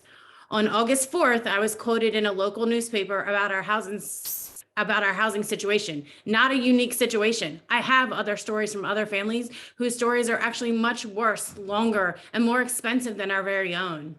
The day I was quoted in the paper, I received a phone call from AMCC offering our family a house. The house would not be available, though, until the 26th of September. So the phone call was August 4th with a move-in date of September 26th. This was well a month after the school year would start. In order to get a waiver for my children to start school on base, it would take lots of signatures and lots of time. Our family eventually declined this offer to move into AMC housing because we were lucky enough to have another family who received late orders offer us to rent their home. And so we did so. On September 13th, my IG complaint was closed. There was merit found in my complaint that there was a lack of adequate housing on board Camp Lejeune, and it was cited as a result of Hurricane Florence, which is from 2018. So here we are in 2021, on top of a 2018 hurricane, the COVID pandemic. No solution was offered in my matter. So let's talk about time. How can military families plan PCS moves with estimated timelines? It's not possible. Our active duty spouses don't have flexible report dates that can't be adjusted just because your family can't find a home. One response I received from AMCC, the privatized housing management company that handled our move-in, was, we provide estimated timelines to families based on previous year's move-in data. Unfortunately, we cannot predict exactly how many families will move out this year, specifically until they provide us within 30 days notice. We never guarantee housing availability, but rather provide estimates to help with planning purposes. So military families are supposed to move every year based on estimating planning purposes. Let's talk about the financial burden. The amount of money this move cost our family out of pocket was not acceptable. After 10 days of TLA expired, the financial burden fell to us because we were getting BAH. According to the local BAH rates, the hotel costs in the area, our BAH rate only lasted 17 days in the Marine Corps Inn. After that, the burden fell to us. In 2012, our family left Camp Lejeune, and the BAH rate for our family was $1,593. Today, my husband has advanced 2 ranks, and the BAH has only increased $93. That's not acceptable. BAH rates need to be reviewed more often. Thankfully, the DoD heard the recent outcry of military families and offered increased housing BAH rates for families in certain locations to apply for. Those rates currently will be given to certain families who qualify from October to December. But service members had to provide the expenses that they already had. Our family, for instance, hadn't been in our home for a month to provide those expenses. We hadn't received many of our first bills in order to qualify for that housing increase. To my knowledge, the BAH rates for 2022 have not been released, so I'm not sure how families will be affected once those rates do come out if there is an increase. Now I want to hit really quick on the impact of readiness. My sailor returned from an 18-month unaccompanied overseas tour on May 15th and reported directly to Camp Lejeune on May 24th. The rest of our family and I traveled across the country from California to North Carolina to plan to reunite in North Carolina to accept our housing assignment and be together as a family after months apart. The housing situation forced our family to live apart again. The decision that was not easy for us because we had spent most of the last year apart. I work remotely for 2 military-connected nonprofits. To try and manage a family, my career, and support my sailor while not having a home took a toll. I understand the nuisance of military family housing. I've been a spouse for over 20 years, but securing housing on a military installation or in this nearby surrounding area should not be this hard. Clearer timelines should be provided by the companies managing military family housing. Newer housing needs to be built and existing housing updated. The below average BAH rates need to be assessed more routinely. The process and funding for transitional housing assistance needs to be examined and less of the burden fall upon the families who move every year. Thank you.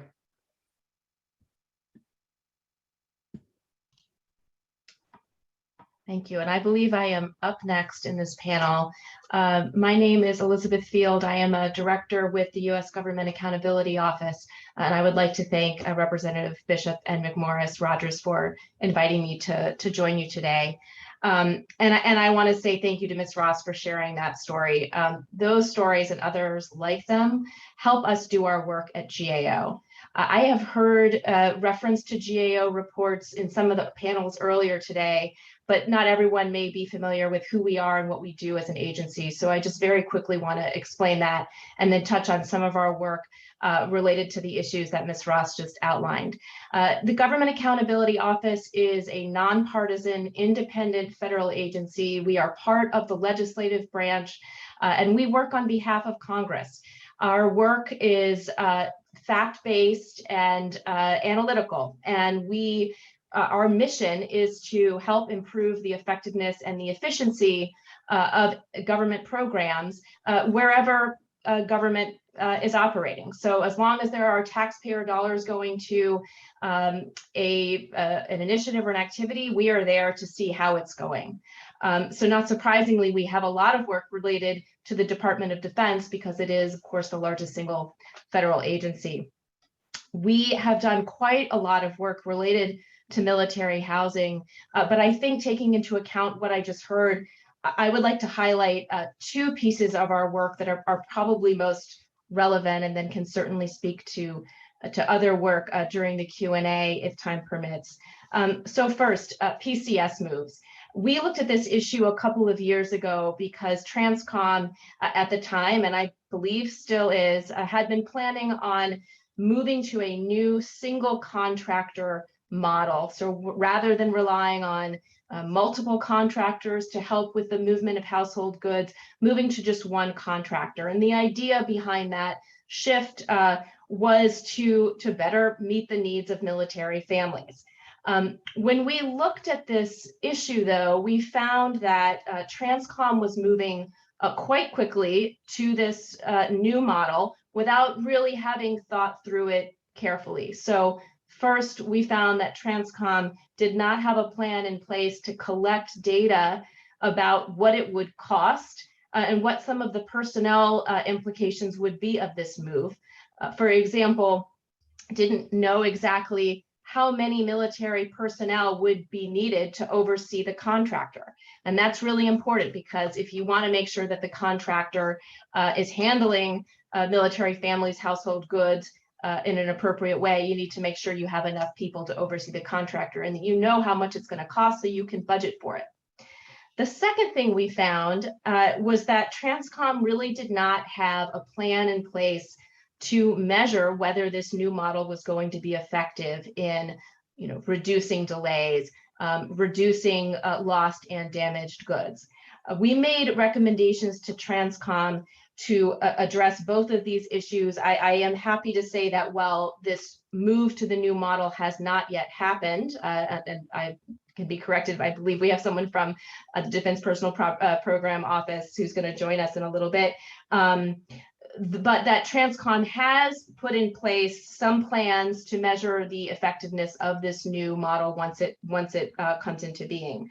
On the cost piece of it, I think there is still some work to do. Nonetheless, having heard the story that we just heard, clearly there are other issues related to PCS moves that perhaps GAO could look into. And for those of you who are in congressional offices watching today's panel, we would be happy to work with you on developing work for GAO to assess some of those broader issues. The second piece of work that I want to highlight is our work related to the basic allowance for housing, which also came up. We took a really close look at the BAH process and calculation about a year ago. And we found that while DoD had a fairly complex data-driven process for setting the BAH rates, the people who are responsible for implementing that process didn't always fully understand or were familiar with the ins and outs of that process. And let me give you an example that I think is particularly noteworthy given what we saw happen this year.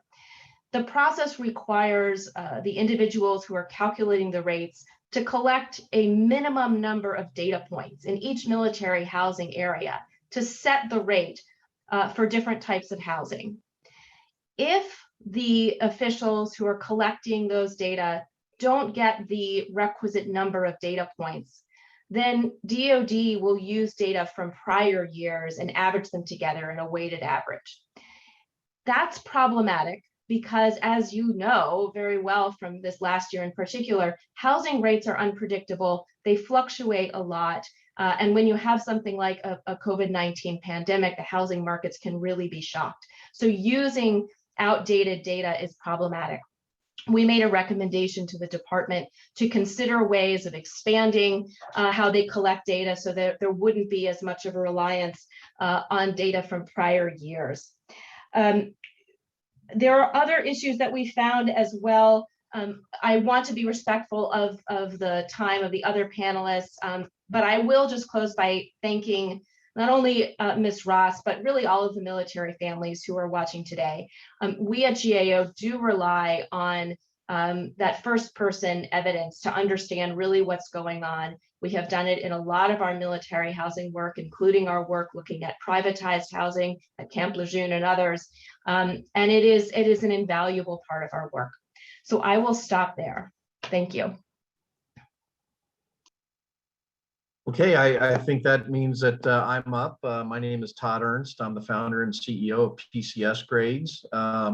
First, I just want to give a special thanks to Congressman Bishop and Congresswoman Rodgers, and especially big shout out to all the staff behind the scenes for making this all possible. But PCSgrades, very briefly, think of us like an Angie's List or a Yelp, but we're exclusively available to military and veteran families, and we're focused exclusively in the relocation space. And I served 22 and a half years myself in the Air Force, PCS out of my 14 years of active duty 8 times.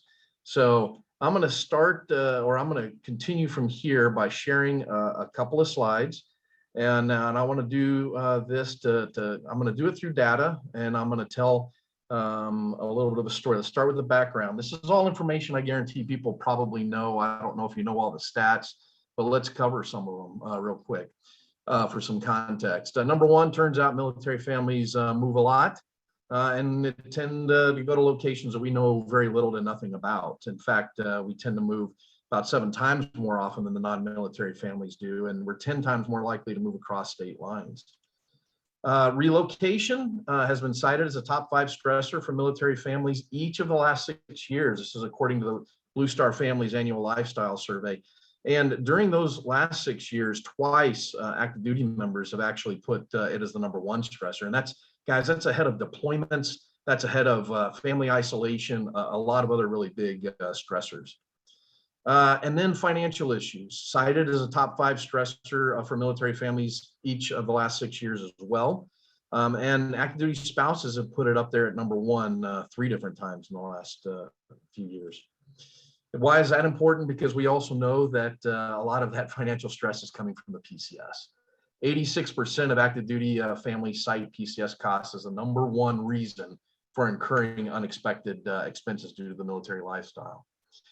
All right, I want to touch on a concept of trust. Again, going to continue to use a little bit of data and some survey data. A little bit of this is stuff that we've collected internally at PCSgrades. Some of it we've done in partnership with national or agencies that collect this kind of data on a national basis, sometimes on our own, but at all times with several hundred military family respondents.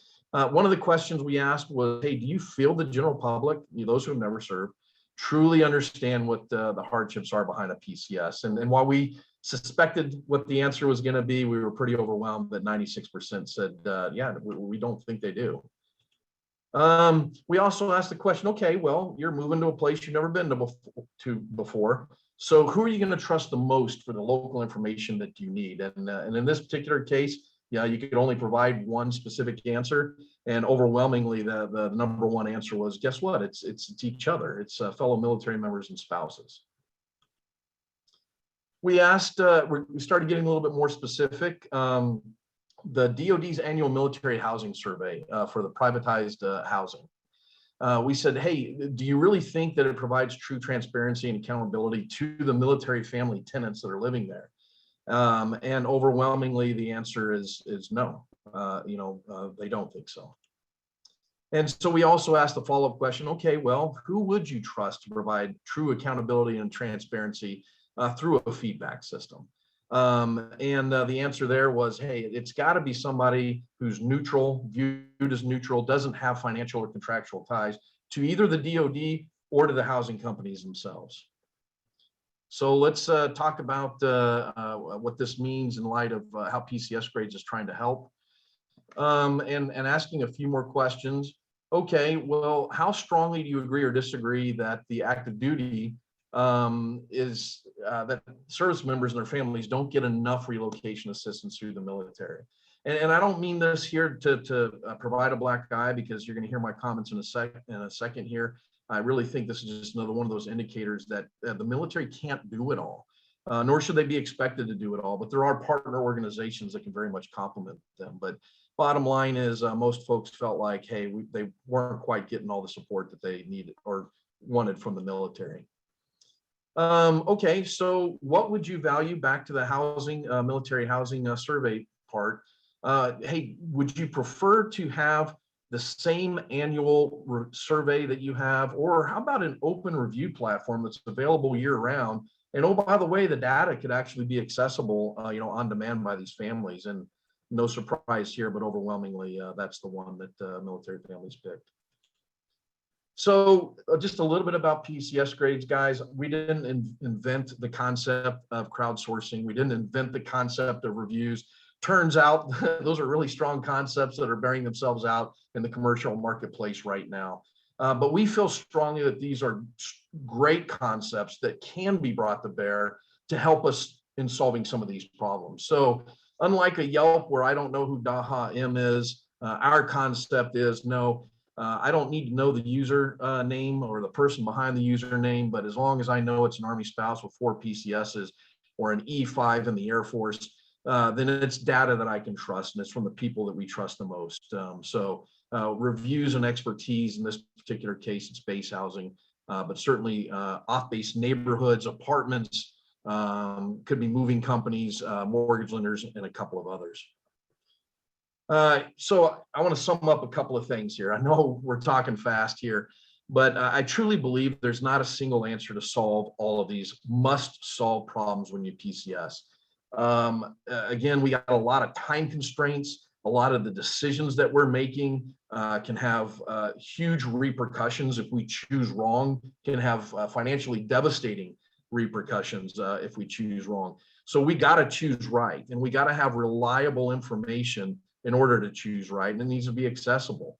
And while I obviously feel strongly about the crowdsourcing and the review piece, guess what? The DoD does provide a lot of great help in this space, and so do other military support organizations and nonprofits that are out there as well. And the bottom line is, guys, we got to work together. It's not one at the expense of the other.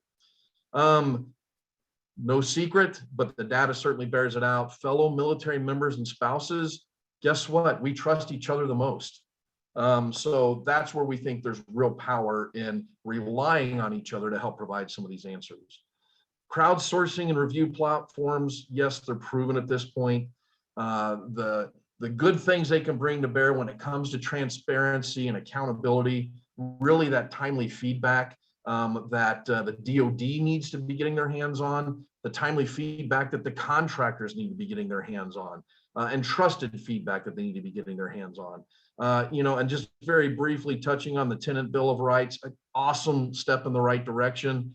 But if there's not an accountability piece to it, I don't put all my faith into it forevermore. And having something like this in place is something that can help out with that part. Bottom line, I believe strongly in the military family taking care of our own, not at the exclusion of some other great agencies, but I think it's an important concept that we really need to bring to bear. Thank you.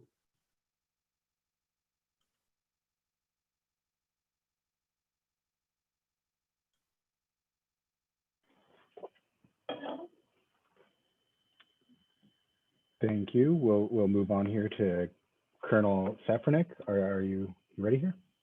I am. How can you hear me? Yep, I can hear you. Go ahead. Hey, good. I'm Colonel Joel Safranek. I'm the new director for the Defense Personal Property Management Office at the United States Transportation Command. I'm not here today to talk about housing, but I am here to talk about the relocation process. So I'd like to thank you for inviting me to come in and talk about that today. I'm new to the position. As I talked to the person I replaced, Mr. Rick Marsh, the initial conversation kind of went like this. Hey, what's the first step that is in pretty much any sort of reform or recovery process? And that first step is really just admitting that there's a problem. And I think the Department of Defense was forced to do this a couple of years ago and just admit that, hey, this could be done better. It should be done better, and our families deserve better. And that's where TRANSCOM's been headed over the last few months to the last few years. But it's one thing to kind of just admit, hey, there's a problem. And then it's another to kind of look and say, hey, what exactly is the problem? Where exactly do we go after certain things to make improvements? And I think that this next slide, which has been around longer than me, does a great job of kind of laying that out. And it breaks it down into about 4 sections. And I'll start in that top left-hand corner with household goods. When you look at the industry, if I really leave you with one thought, any word to latch onto, the word that you need to latch onto is fragmented. The entire program really is fragmented. And when you look at the household goods industry, it's no different. There's approximately 950 household goods providers that do about 325,000 shipments. And when you look at trying to maintain management and oversight and accountability of 950 different organizations with 950 ways of training and standardization, it's quite a challenge, just to be upfront and honest with you. And when you look at the non-temporary storage and some of the storage parts of the program as well, you find a very similar situation, fragmented as well.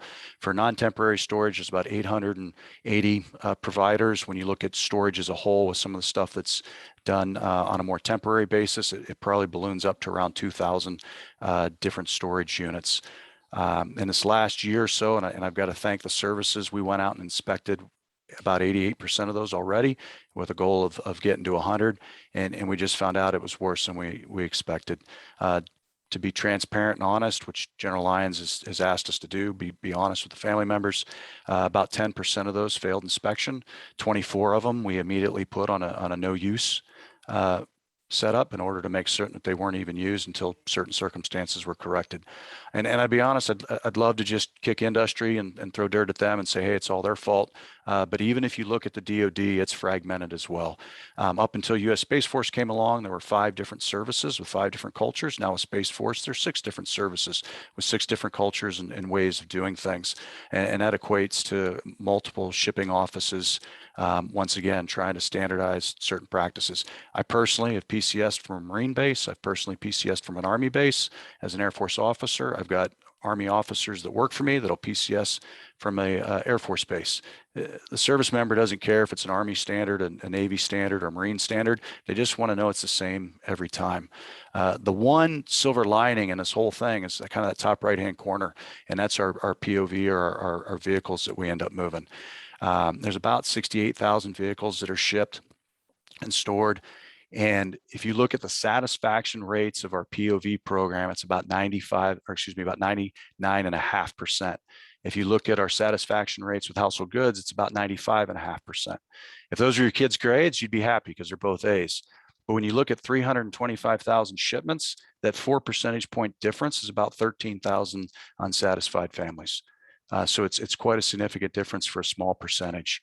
One of the differences with that POV is we have a sole source manager. One company does it. That company wants to maintain that contract. We've got a formal contract with them with various oversights. So if you can go next slide, please. What I am happy to announce now that we've kind of identified some of the problems is how we're working towards some solutions. So the global household goods contract, we're hoping no earlier than the 29th of October this year to make the announcement that we are going to have a sole manager for all of those moves. There's 28 performance objectives that are built into the contract that allow us to measure how they're performing and whether or not they're going to meet those standards. In addition to what we're doing with the global household goods contract, there's some other long-term improvements as well. Some of them are mill move. If anybody's ever used the current software system, it's DPS, the Defense Personal Property System. Needless to say, it's in just simple terms, it's clunky and difficult to use versus what a commercial industry uses. So what we've done is we built into the global household goods contract that The government will still maintain some of the internal pieces of that for oversight, but the customer facing pieces of it will be built by industry. I mean, the bottom line is I can go on any industry website and it far outperforms most government websites. So we're going to try to allow industry to do what it does best and then allow government to maintain control internally on kind of the parts that we do best. And we're also pushing for electronic inventories. In this next year, we're highly encouraging industry to do that, but we're going to make it mandatory in the rules set for the 2023 moving year.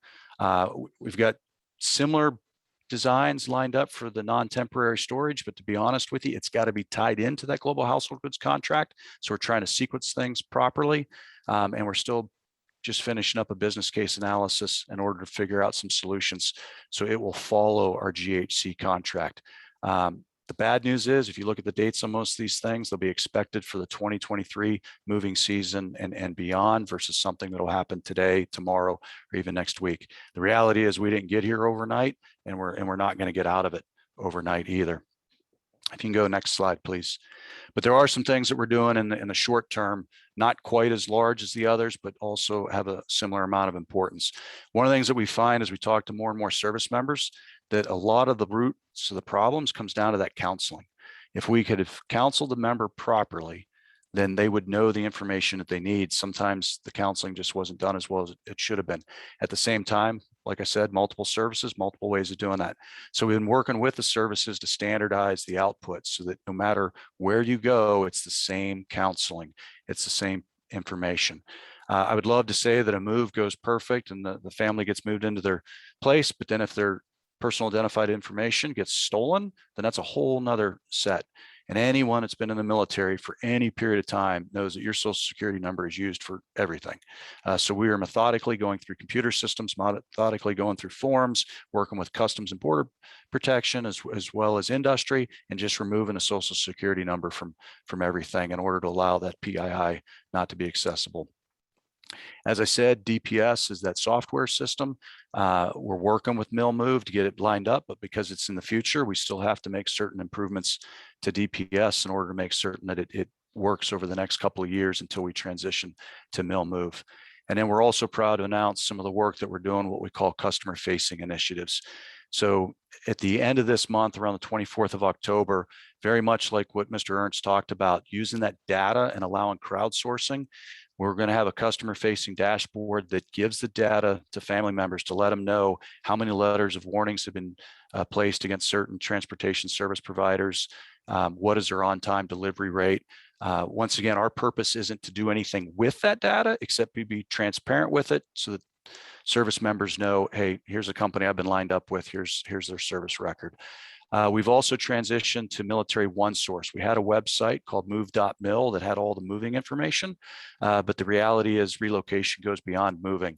So One Source is where families will go to for spouse employment. It's where families will go to for other forms of information on like kids' education and schools in the local area. So we're putting it in one place to make it easier on the family to get that information. And then the customer satisfaction surveys.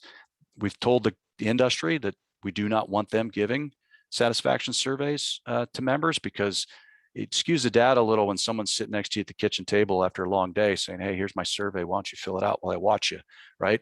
Instead, the government's going to be doing those surveys, and we're trying to make them mobile friendly. All these platforms will be accessible on a phone because the reality is, especially when you're moving, you're going to be more reliant on your phone than necessarily Wi-Fi or a computer someplace. And then all of that stuff gets wrapped up into various business rules that we've put in place for the 2021 moving season, as well as the upcoming 2022 moving season, so that we can codify it and work with industry to follow up and make certain that they're held accountable to what standards we currently have in writing. And with that, I'll stop because I want to stay within my time, but I'm more than happy to answer some questions afterwards. Once again, thanks for giving me some time to speak today. No problem. So thank you so much for your comments and your insight there.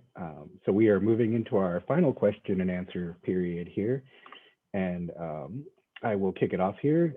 This one is one that I know I've heard and I wanted to get your take on it. I'll give it to Elizabeth here first, in case you've heard about this issue. Have any of the panelists heard of landlords raising rent on military families off base during the pandemic? I know just speaking personally for us in Congress, we've heard concerns about that military families were viewed as a sure thing, steady stream of income when the eviction moratorium was on, and they kind of felt like it was being taken out on them. So I'll pass that to you, Elizabeth. So we have not heard of that specific issue, though I will note that service members who live off base, who are not in privatized housing, do to a certain extent have fewer protections than families living in privatized housing, although there are a whole host of issues related to privatized housing that we can talk about. But no, that is not a specific issue that GAO has heard of. I don't know if other panelists have. I'll step into this one, and to be honest with you, I hate to do this because I don't want to sound negative, but I'm actually a landlord on a house, and for the last 2 years, the first year I did not raise rent, but the second year I raised it, and it wasn't necessarily to target a military member as much as the taxes continued to climb for the last 2 years, and I basically break even on the house that I'm in just to make up for the fact that I'm out of it. So I've just tried to match raising taxes. I'll just throw that out there, but that's just one perspective. Over. Yeah, go ahead. Go ahead, Todd. Yeah, with our audience that we have with registered PCSgrades members, we also have a closed group called Lost During My PCS. There's about 38,000 folks highly engaged in there. So just, speaking, and we learn a lot of pulse issues through both of these audiences. I haven't heard that one. It would be very easy to poll and find out very quickly. But as far as it just naturally bubbling up to the top, I just haven't heard it. Doesn't mean it doesn't exist. Gotcha. I'll go ahead and move on to our next one here. It is a good one. Why are military housing companies not being required to provide true Americans with Disabilities Act compliant homes? Several are providing quote unquote adaptable homes, which can be modified at the service member's expense to make them accessible, or they're building as ADA homes but have cabinets under sinks and high top counters. And I'll pass that over. We'll start with you, Todd. Todd. I want to pass that over to Elizabeth or Joel or somebody really more on the military side, because I can't speak to the regs and the requirements when it comes to that. It's just not something I'm as familiar with. Elizabeth, I don't want to throw you under the bus, but is it something you've come across in the GAO world? So we're 2 for 2 here on a question that has not come across our desk either, but it may be something that GAO could look into. The one thing I will note is that there is, as part of the Tenants' Bill of Rights, as Todd knows, a move toward a common lease agreement that aims to get some of the inconsistencies across the different privatized housing projects out of the way, which has been a problem in the past. The other thing I would say is one of the issues that we have found when we've looked at the condition of privatized housing, whether it's an issue like the one that you just raised or others, is that military families on bases have not necessarily always known who to go to, who their advocate is. And I want to be very clear about this, that there are representatives of the privatized companies, the private developers on base, but there is also a military housing office staffed by DoD personnel. And their job is to advocate for military families if you're not getting your problem resolved with the private company. One of the things we found when we did our work is that those 2 offices were not necessarily clearly labeled on installations. They weren't always clearly distinguished from one another. So military families didn't know if they were talking to the military housing office or they were talking to the private company. All of the military services pursuant to our recommendations have taken steps to clarify that now, but it's taking some time for word to get out. So I would just say to any military family that might be having an issue like that, go to your military housing office, see what they can do to help you get that problem resolved if you're not getting resolution through the privatized housing partner. And I'll just piggyback on that last part too. And one, use all your available resources. So certainly, as Elizabeth is talking about here, And yes, I know this is what PCSgrades does, but obviously I believe strongly in it because to an extent, not at the exclusion of the other things that are available to us, but we can also in a way be our own best advocates. And I say that because I do know what motivates those privatized housing companies. Frankly, also the moving companies. These reviews have power. They pay attention to this stuff. They very much pay attention to what goes on in our closed group in Facebook. Even better, aggregated amounts of data that come from reviews has power. And I know that takes some of the control out of the hands of the DoD, but I think the good part of this is it puts a little bit more of the control back into the hands of who I think the true customer is, and it's the military families. Once again, I came here pretty much to talk about the relocation process versus necessarily the housing piece. But based on personal experiences as an installation commander of Dover Air Force Base for a couple of years, as well as a father, my oldest son's severely disabled in a wheelchair. So I've got 20 years of experience with this sort of thing. And I would tell families a couple of things. One, in most cases, and laws and rules and everything's slightly differ, but in very generic terms, reasonable accommodations should not even be a problem, right? So depending on what you have to have done based on your circumstances, any sort of a landlord, whether it's off base or on base, owes you some sort of reasonable accommodation. At the same time, if it's specifically on base, please don't forget about your chain of command. Whether it's your direct supervisor who just may have a couple more years experience than you and may have handled something already or had a friend or a buddy that told them a story and they can help guide you in the right direction. But specifically, most organizations have something the equivalent of like a first sergeant that is specifically trained and how to help out those families. And they'll know the rules. They'll know where the military offices are in order to get that assistance. So please don't ever be afraid to use your chain of command, specifically your first sergeant, your direct commander or supervisor. I'll have a little more TRANSCOM stuff in a second, but a quick one for Todd Ernst here. This question is from Mekia Bradley on Facebook. She's just wondering about methodology. How many people took your survey and were those people reached out to by PCSgrades or was it a website survey? Yeah, no, hey, I appreciate it. And so there were a couple of different surveys that were represented in there. Certainly there was places where you saw that I cited Blue Star Family specifically. We had we did a survey earlier this year with we've actually teamed up with the company that owns Century 21, Caldwell Banker, ERA, Better Homes and Gardens, a bunch of others, and that's one that we did with a data collection agency that does this stuff for a living. So some of the data we got there was specifically through them. Some of the other data that I did share back was strictly through registered PCSgrades members. And I'll admit there could be a bias there because of the types of people that are attracted to our platform. But I can certainly tell you that we know for a fact who those people are, what branch of service, what rank, whether they're a spouse or a military member. So I can break down a lot of demographic information on those folks. So without going into further detail, happy to talk to someone offline about it as well. Thank you, Todd. So I believe this will be our last question before we go into our closing, but and I'll start with you, Colonel Safranek, because this relates directly to your job.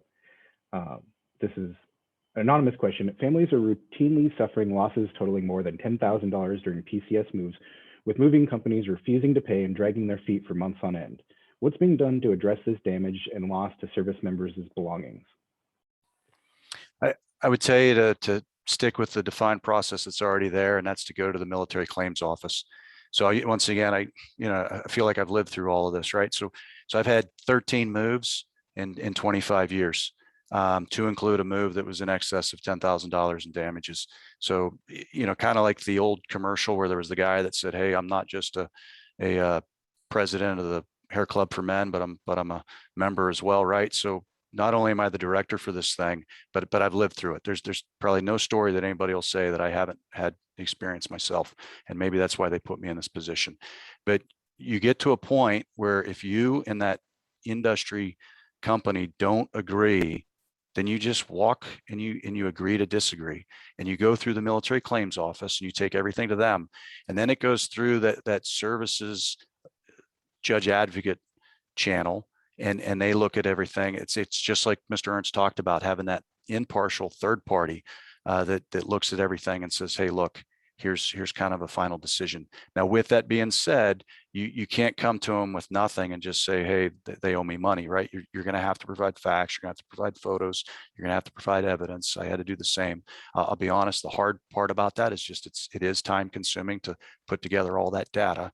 And then you present that information to them. One of the downsides, just to be transparent and honest, is the government initially does a depreciated value. So the initial claim that you'll get from the military claims office will be of depreciated value, but then the government starts working with industry to get that full value. May take a little bit more time, but it'll be followed up on that way. I hope that answers the question. Yeah, just curious, Elizabeth, has GAO heard anything about problems with that? Because that is something that we hear coming into office pretty often. It is. So when we were doing our look at this move to the global household goods contract that Colonel Safranek talked about, we looked at data about satisfaction with the moves, and that was one of the highest categories of complaints was, damaged goods and needing to get that problem addressed and having difficulties getting that problem addressed. And if I can add one thing, when we do that customer-facing dashboard on the 24th of October, you can look at all sorts of data on that page. And what's interesting is, just being kind of a numbers person, I've tried to look at some of the data to figure out, hey, is there any one company that's better than another? Some companies may be late to delivery. And for someone like me that usually takes a bunch of leave in between PCSing, I'm like, I don't care if it's a week late because I'm taking 3 weeks of leave. It'll still get there before me. So I may be more than happy with that sort of a company.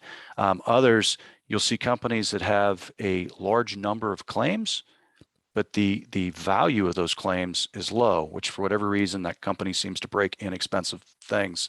But then there's other companies that may have a low amount of claims, but the dollar value is high. So once again, it's just the data for you to be able to look at to see, hey, how is this particular company performing compared to what my needs may end up being?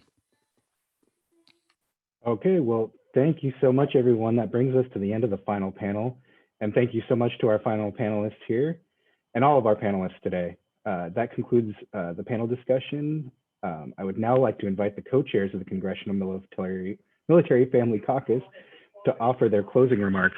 There has been so much interesting information brought up today, and it sounds like all of us here in Congress have some stuff to work on here.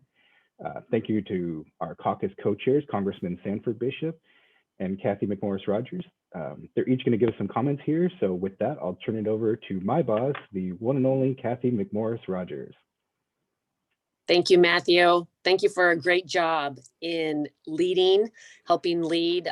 I'm just thrilled to be here with the co-chair of the Congressional Military Family Caucus, Sanford Bishop.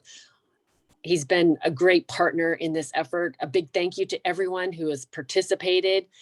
This has become one of my favorite events of the year, and it's always great to hear from the service members, the military spouses, the families. It's your feedback and your insight that is so important to us. It's incredibly helpful as we go to work on your behalf here on Capitol Hill. We will never be able to repay you for the sacrifices that you and your family make for our country, but it doesn't mean that we aren't going to stop trying. And by you participating in today's summit, it just helps us do our jobs more effectively.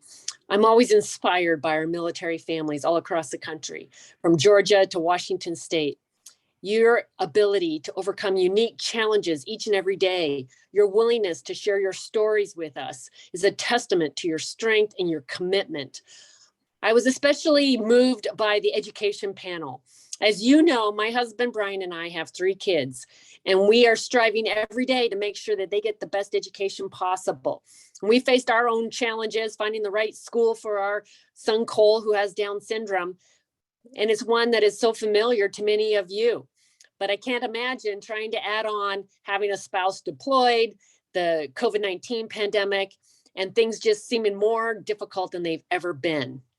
We are committed to continuing to work with our colleagues on Capitol Hill to give you the peace of mind that your children's education will always stay on track, regardless of where you are stationed.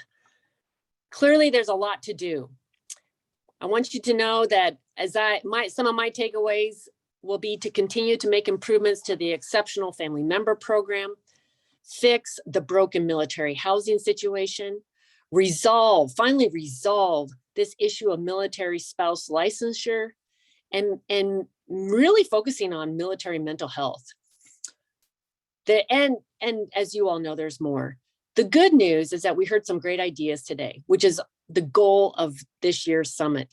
And I encourage each of you to continue engaging with me, my team, as well as my partner, the co-chair, Congressman Sanford Bishop. We are here to serve you. We want to help. And we also just urge you and your other family members to get involved. The challenges before us are great, but together I know that we can make a difference. So thank you everyone who helped make the 2021 Military Family Caucus Summit a great success. A big thank you to Congressman Sanford Bishop for your amazing work on this. You are a wonderful host. Thank you to our First Lady, Jill Biden, for providing the events and for her continued focus. Just thank you everyone for taking the time to share your time, your knowledge. It's so important for everyone who participated, as well as the amazing service members and their families who aren't able to participate, but benefit from this discussion. And we're grateful for your unwavering service.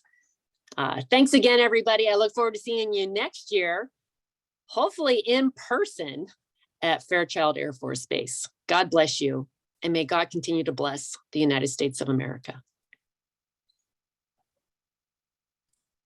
And thank you, Congresswoman Cathy McMorris Rodgers. And now the co-chair and host of today's Congressional Military Family Caucus, my boss, Congressman Sanford Bishop.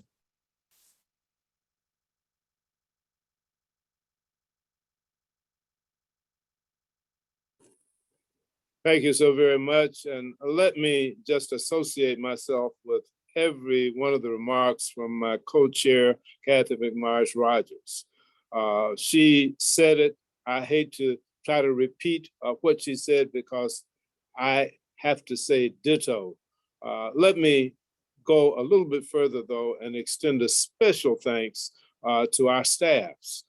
Paul and Matthew, you have done an extraordinary job in managing this summit today. It has been extraordinary and we are so grateful. And we also want to thank your teams in our respective offices, the Office of Congressman Bishop, the Office of Congresswoman McMorris Rodgers, because it was a team effort and you had the support of your staffs in helping to make this a very successful event.